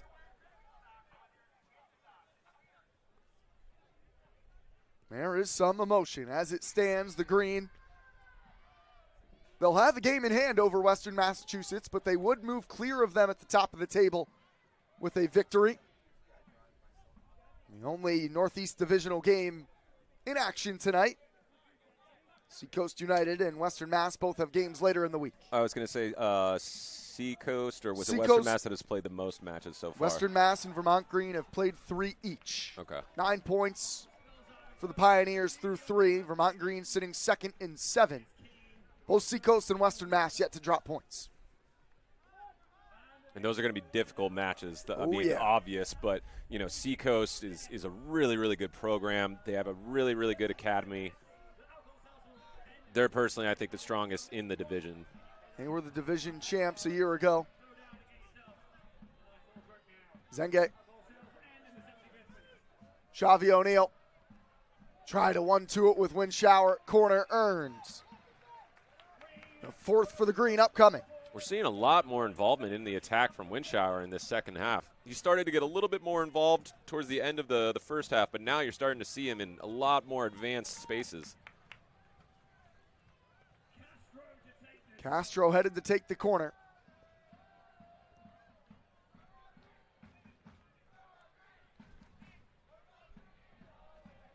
What do the Green have cooked up here? They've been threatening from set pieces.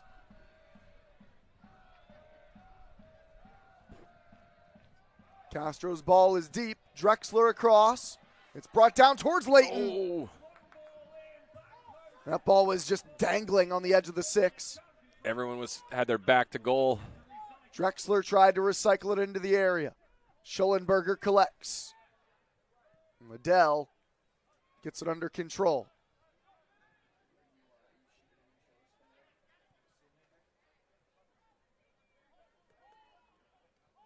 Juan O'Neal. BlackRock, who have made a series of attacking-minded changes. Ming has dropped deep in this situation. He's moved mostly to that center forward spot after Joseph Min exited.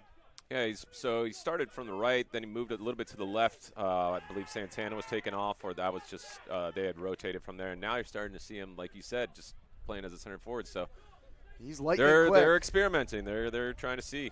Their best chances have come from the 18-year-old Ming, hitting the post on a free kick, getting tackled on a breakaway by Windshower on another.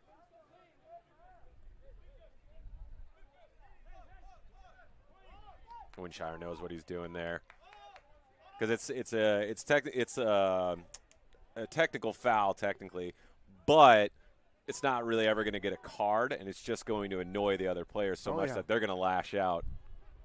Dark arts, I would call it. It's getting to that time of night. Yep.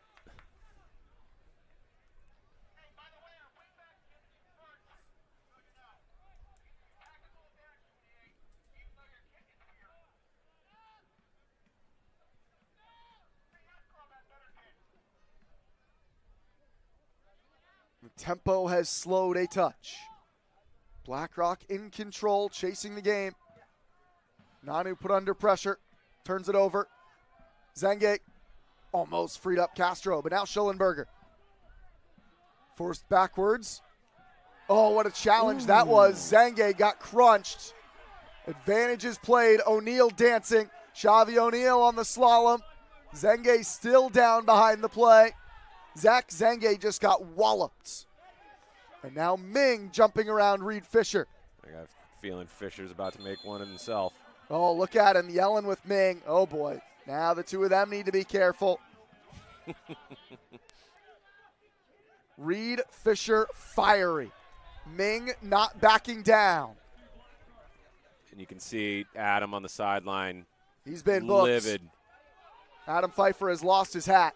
Did we see if the center ref had given a yellow? I had missed it. Okay. Looks like a yellow on both sides. Fifer booked for the Green, the sporting director and manager. That was a vicious challenge on Zach Zenge. What did you see live? And it was late. If we look at the replay here, this is a bad challenge. That's in the build-up. It's coming up soon. And then here. It's going to fall nicely for Zenge. And he knows that he's not going to get to it. And in my opinion, that's right on borderline to red. That's a naughty one. Certainly a physical challenge. I think a yellow is probably fair. I think it's only because he didn't go high. He kept his feet on the ground, and he wasn't really showing studs. So it wasn't totally endangering, but it's definitely it is a man's foul. That was a crunching challenge. The good news, Zengi is up and dancing around. Yeah, the he's goal tough. scorer, his third of the season to lead the team. Got to be tough if you're going to go play in Georgetown. Whatever you say. I know, right? It was a great fall for Zengi in his sophomore campaign. 11 goal involvements. He has proven to be a technical star. Fisher shielding from Schellenberger. And Wickham out to claim it. Fisher's, again, doing a really great job in the second half. I don't think anybody's really had like a bad game so far, but I think he, again, I want to highlight is he's just been such a leader in the back.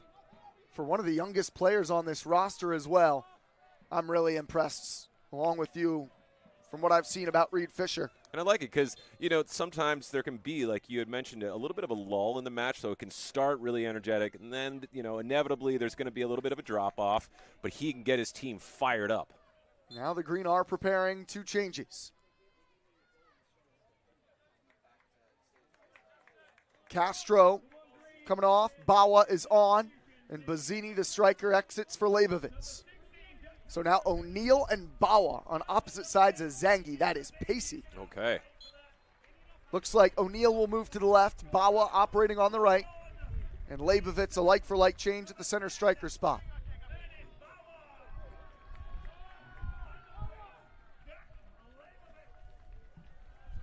Very interested to see Bawa and his pace against, you know, tiring legs right in front of him. 100% with you. The wind shower throw-in intended for Leibovitz ends up at the feet of Didi. He and O'Neal continue to control things in front of their back line, but Threadgold's good step on a miscommunication. Threadgold the run, O'Neal the tackle.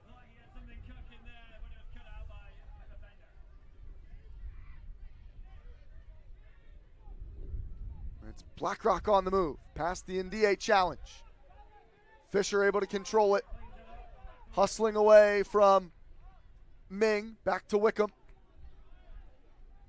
And this is where you're going to really see that test of nerves. They're starting to get later into the second half now, late into the match. It's only 1-0 right now.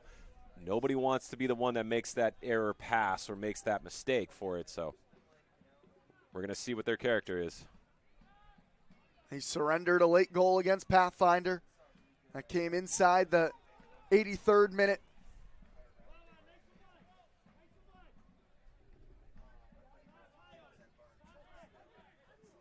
Leighton dropping deep. And Leighton's return towards Zengi picked off. Didi. Drexler stepped in, but Didi wins it back. He moves it wide. That's Santana. Blackrock doing a good job of forcing that error. Leighton steps in and poked it away from Didi. Collected by O'Neal. And all the way back to Nanu. Just starting to get a spell of possession themselves now. Diaz has operated at this left back spot.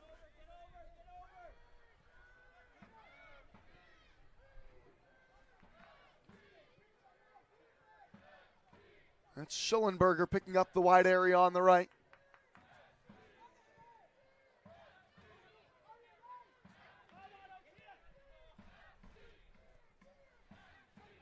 Excuse me, this is Schellenberger on the left.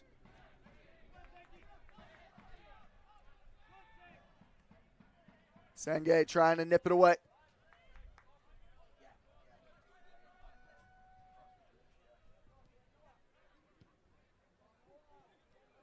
And Windshower reads it, plays it back for Wickham. Here comes that high press, forcing Wickham to go long. Well run by Liddell. And Blackrock are immediately back in possession. It's a good sequence of play for them so far. Haven't really seen the impact of Leibovitz and Bawa so far. Zengi working hard trying to win it. What a tackle that is from Fisher. And then DA trying to spring up the through ball towards O'Neal. He's got options in the middle. It's Xavi O'Neal. O'Neal saved! Anderson, the stop. It's a great stop. And again, Anderson staying on his feet all the way to the end. I think it might be. If we take another look at it, it looked like it was a little bit tame. I was also curious to see if maybe he could have gone across goal. Two on the back it's a bit tame. And that might have even gotten blocked prior to getting to Anderson. Liddell came flying in at the last moment.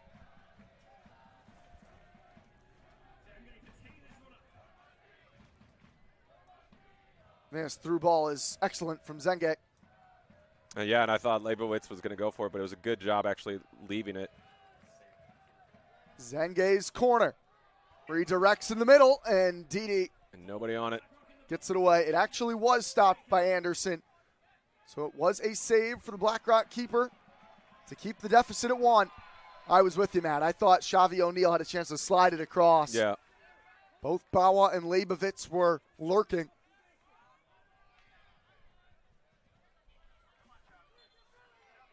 And the longer this goes on, the more it's going to start to come in the back of your mind that it's only 1-0. Yep. Start thinking about that last match. The back line has been strong so far. Threadgold and Windshower wide of Drexler and Big Red Reed Fisher.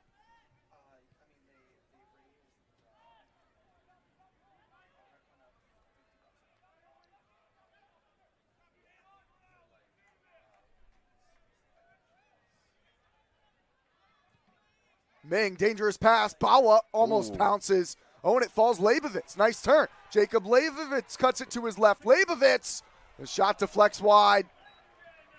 A miscue from BlackRock. Do we know if Leibowitz is left-footed? He set that one up on his Yeah, left set like it up he was. on his left foot. I do not know.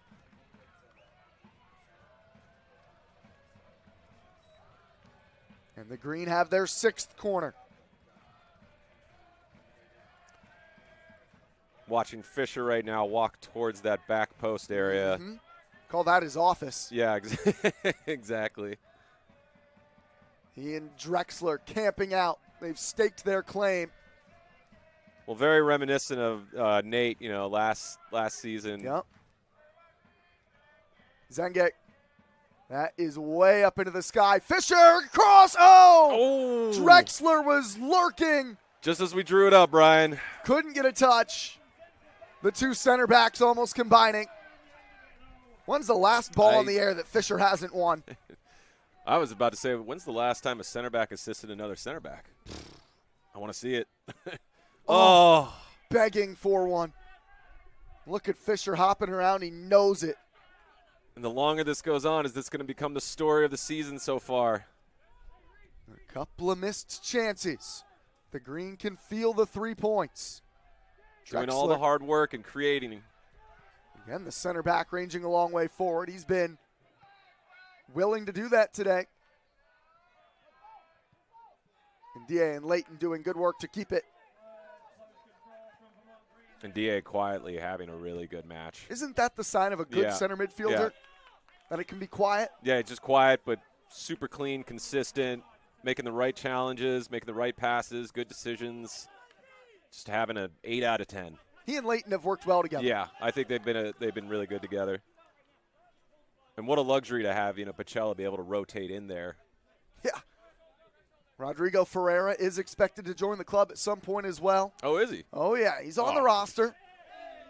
Really excited about this midfield now. Zengek. I'll tell you what, Matt. The roster I was given, there was no number 11 on BlackRock.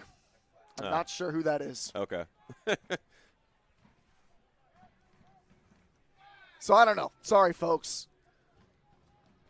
I can give you every name that's on their roster, but even the ones that didn't travel.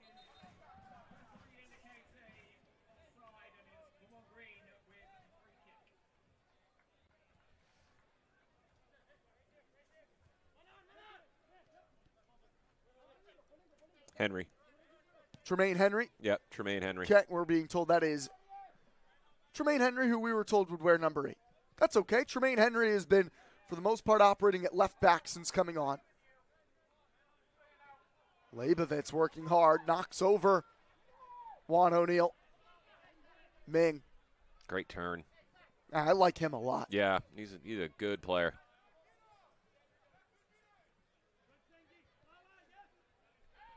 There's Tremaine Henry. O'Neal feeling the pressure from Zenge. Jethro Didi.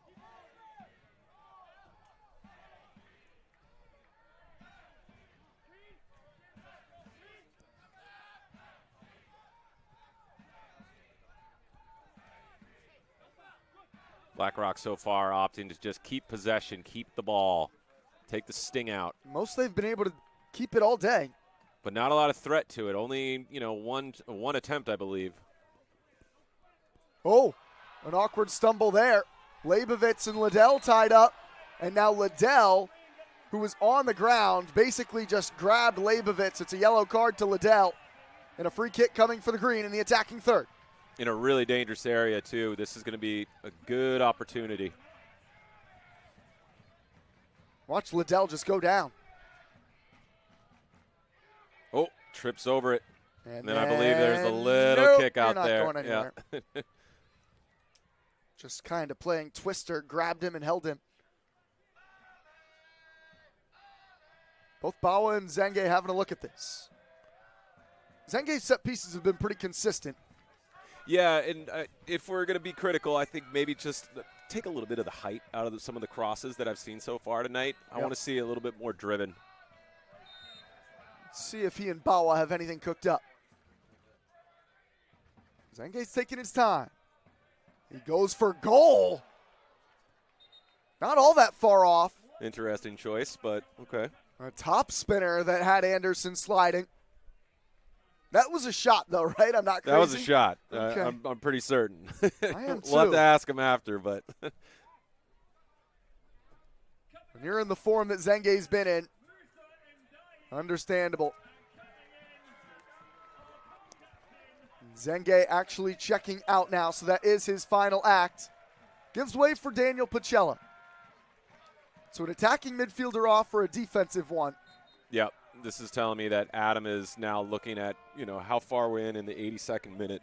How do you expect now those midfield three of Pacella, Leighton, and Ndie to work together? Is that going to look any different from a 4-2-3-1? I think it's just Pacella's literally just slotting into the same position that Zenge was playing in. You can see he's already sitting higher up than Ndie and Leighton. But, yeah, I think, when it comes down to when they're off the ball, you're going to see a lot more security and insurance. Yeah, you wonder if he'll drop more into a midfield three. Right. Those wingers could drop deeper, look like a 4-5-1. Some trouble from Drexler. Ming feeling Leighton nip at him on the yellow card, and he got the challenge right. Needed to get that absolutely right. Well done. BlackRock take the throw quickly.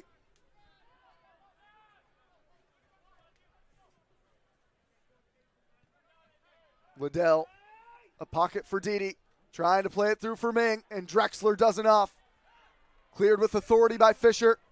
Leibovitz. Now he's got a one-on-one. Leibovitz against Liddell. Jacob Leibovitz has it blocked. Still with Leibovitz! He's doubled the lead! Are we seeing that this stayed on sides? Leibovitz into the back of the net is celebrating. BlackRock I'm seeing having issues. Some communication that is potentially. Are we seeing if this is offsides or if there was a foul by Leibovitz? And it's getting pulled back. Wow, no goal. Did they call? It couldn't have been offsides. It must have been a foul on Leibovitz. Yeah. They got a foul on Jacob Leibovitz as he and Liddell went to ground. I don't remember seeing really what he looked like a foul. Shot, He took and a Liddell shot. blocked it. Yeah, and he just fell down. That is a stunning decision unless we see something different on replay. Ball in play for now. I believe that was the assistant to the near side that was helping out the central official.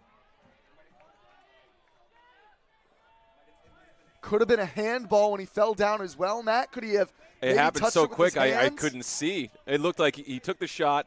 The defender fell when that shot hit him. Let's take another look at this. So here's the charge from Leibovitz. He's going to take the shot.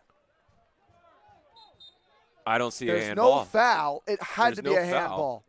I mean, he took the shot. They both slid and went to ground. There does need to be a degree of intent for a handball. Correct. That is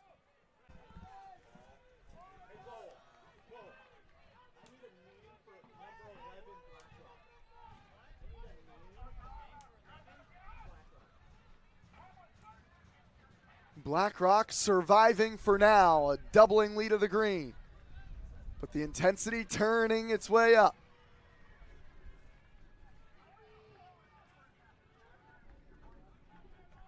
You can just see just some legs tiring at this point. That's loose for Pachella to chase. And now skipping away the center back, Chase. And now skipping away the center back, Nanu. Wind shower, times it well, gets in front of Henry. You can see his hamstring, he pulled it a little bit on that. Late He's into the been working match, hard. he's been sweating. He has had a lot of work to do.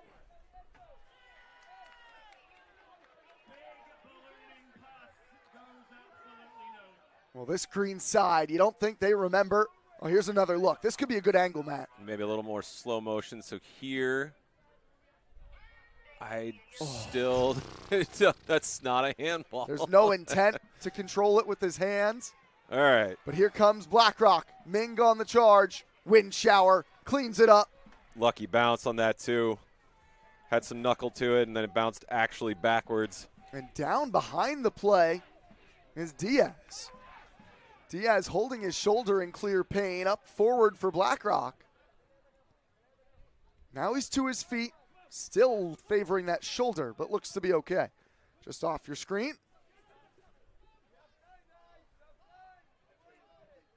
Juan O'Neill.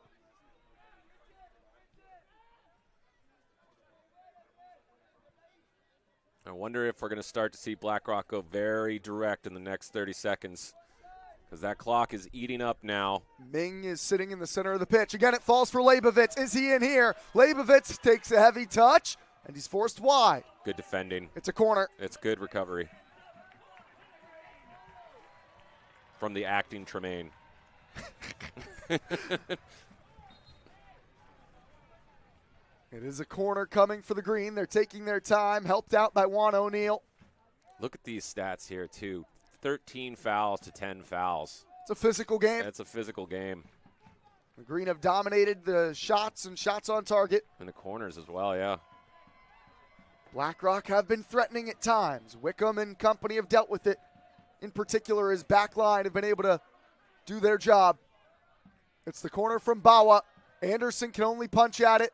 Pachella urged to shoot by some of the green faithful. And now Pachella goes to ground after taking the bump from Henry. And the clearance from BlackRock. They'll need to hurry numbers forward.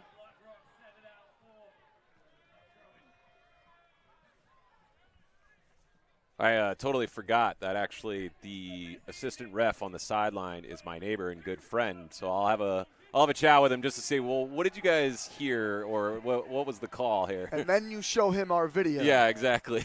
Here's what we saw. Let's take a walk. Cup of coffee? Yeah, a cup of coffee. You want to discuss this? Regardless of that decision, the You have to green move in on, yeah. position to take the 3 points. And a vital 3 points it would be. Some could argue maybe they deserve to be up by a pair. Bawa wins it. And now Bawa, a strong run away from Henry. Bawa shielding it nicely against Didi. Really impressive. I'm guessing 3 minutes of stoppage time. We'll find out momentarily.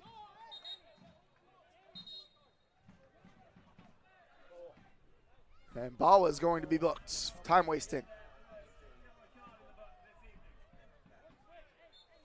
You're right. 3 minutes. Extra time confirmed. Dang, I'm good. Glad you tell yourself that. Leibovitz looking like he tried to clip that off a BlackRock player. It did not take a touch.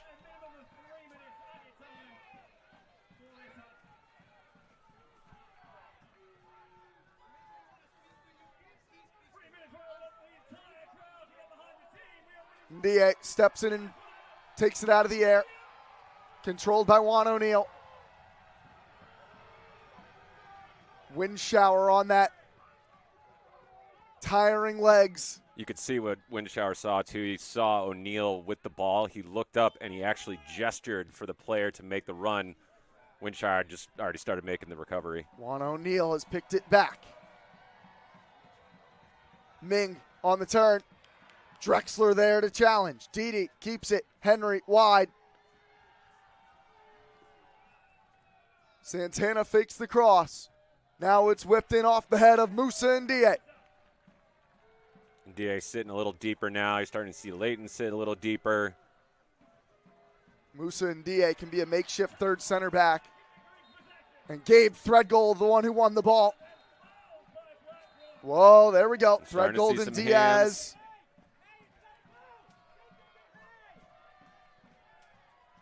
Well, Threadgold has put in another outstanding shift. He has started in every game. He's looking at playing back-to-back 90-plus minute outings.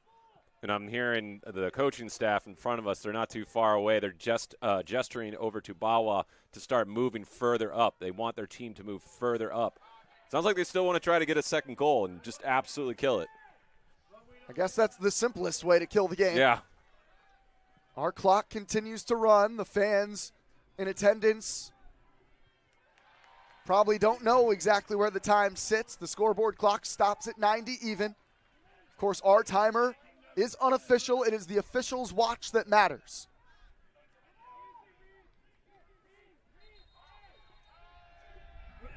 And the whistle stops the play. Looks like BlackRock was too far forward when they took the throw. Of course, he's got his watch stopped at the moment.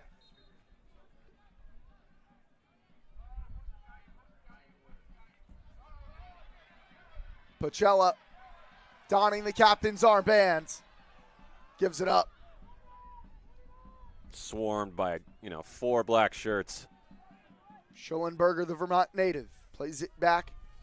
Nanu. A burst from Threadgold, shields it from Diaz, and Wickham away. How about that from Gabe Threadgold? Still has fire in his legs. Absolute pace on him. Pacella almost freed up O'Neill. Half step timing. The timing was off by. Now we're at the 93rd minute. Oh. Big hit there between Leibovitz and Juan O'Neill. And Leibovitz, who is a 25-year-old grown man, just sent O'Neill flying. A couple of 25-year-olds actually there just combined. Now they're going to throw the whole kitchen sink at Vermont here. Everyone up. Goalkeeper's taking it. Final chance for BlackRock trying to salvage a point on the road. Anderson. Dangerous ball. Drexler rose up for it. Ming got a touch, and he's able to work it wide. This is the center back, Liddell. Great job from Drexler. And Drexler wins the ball, and Vermont Green wins the game.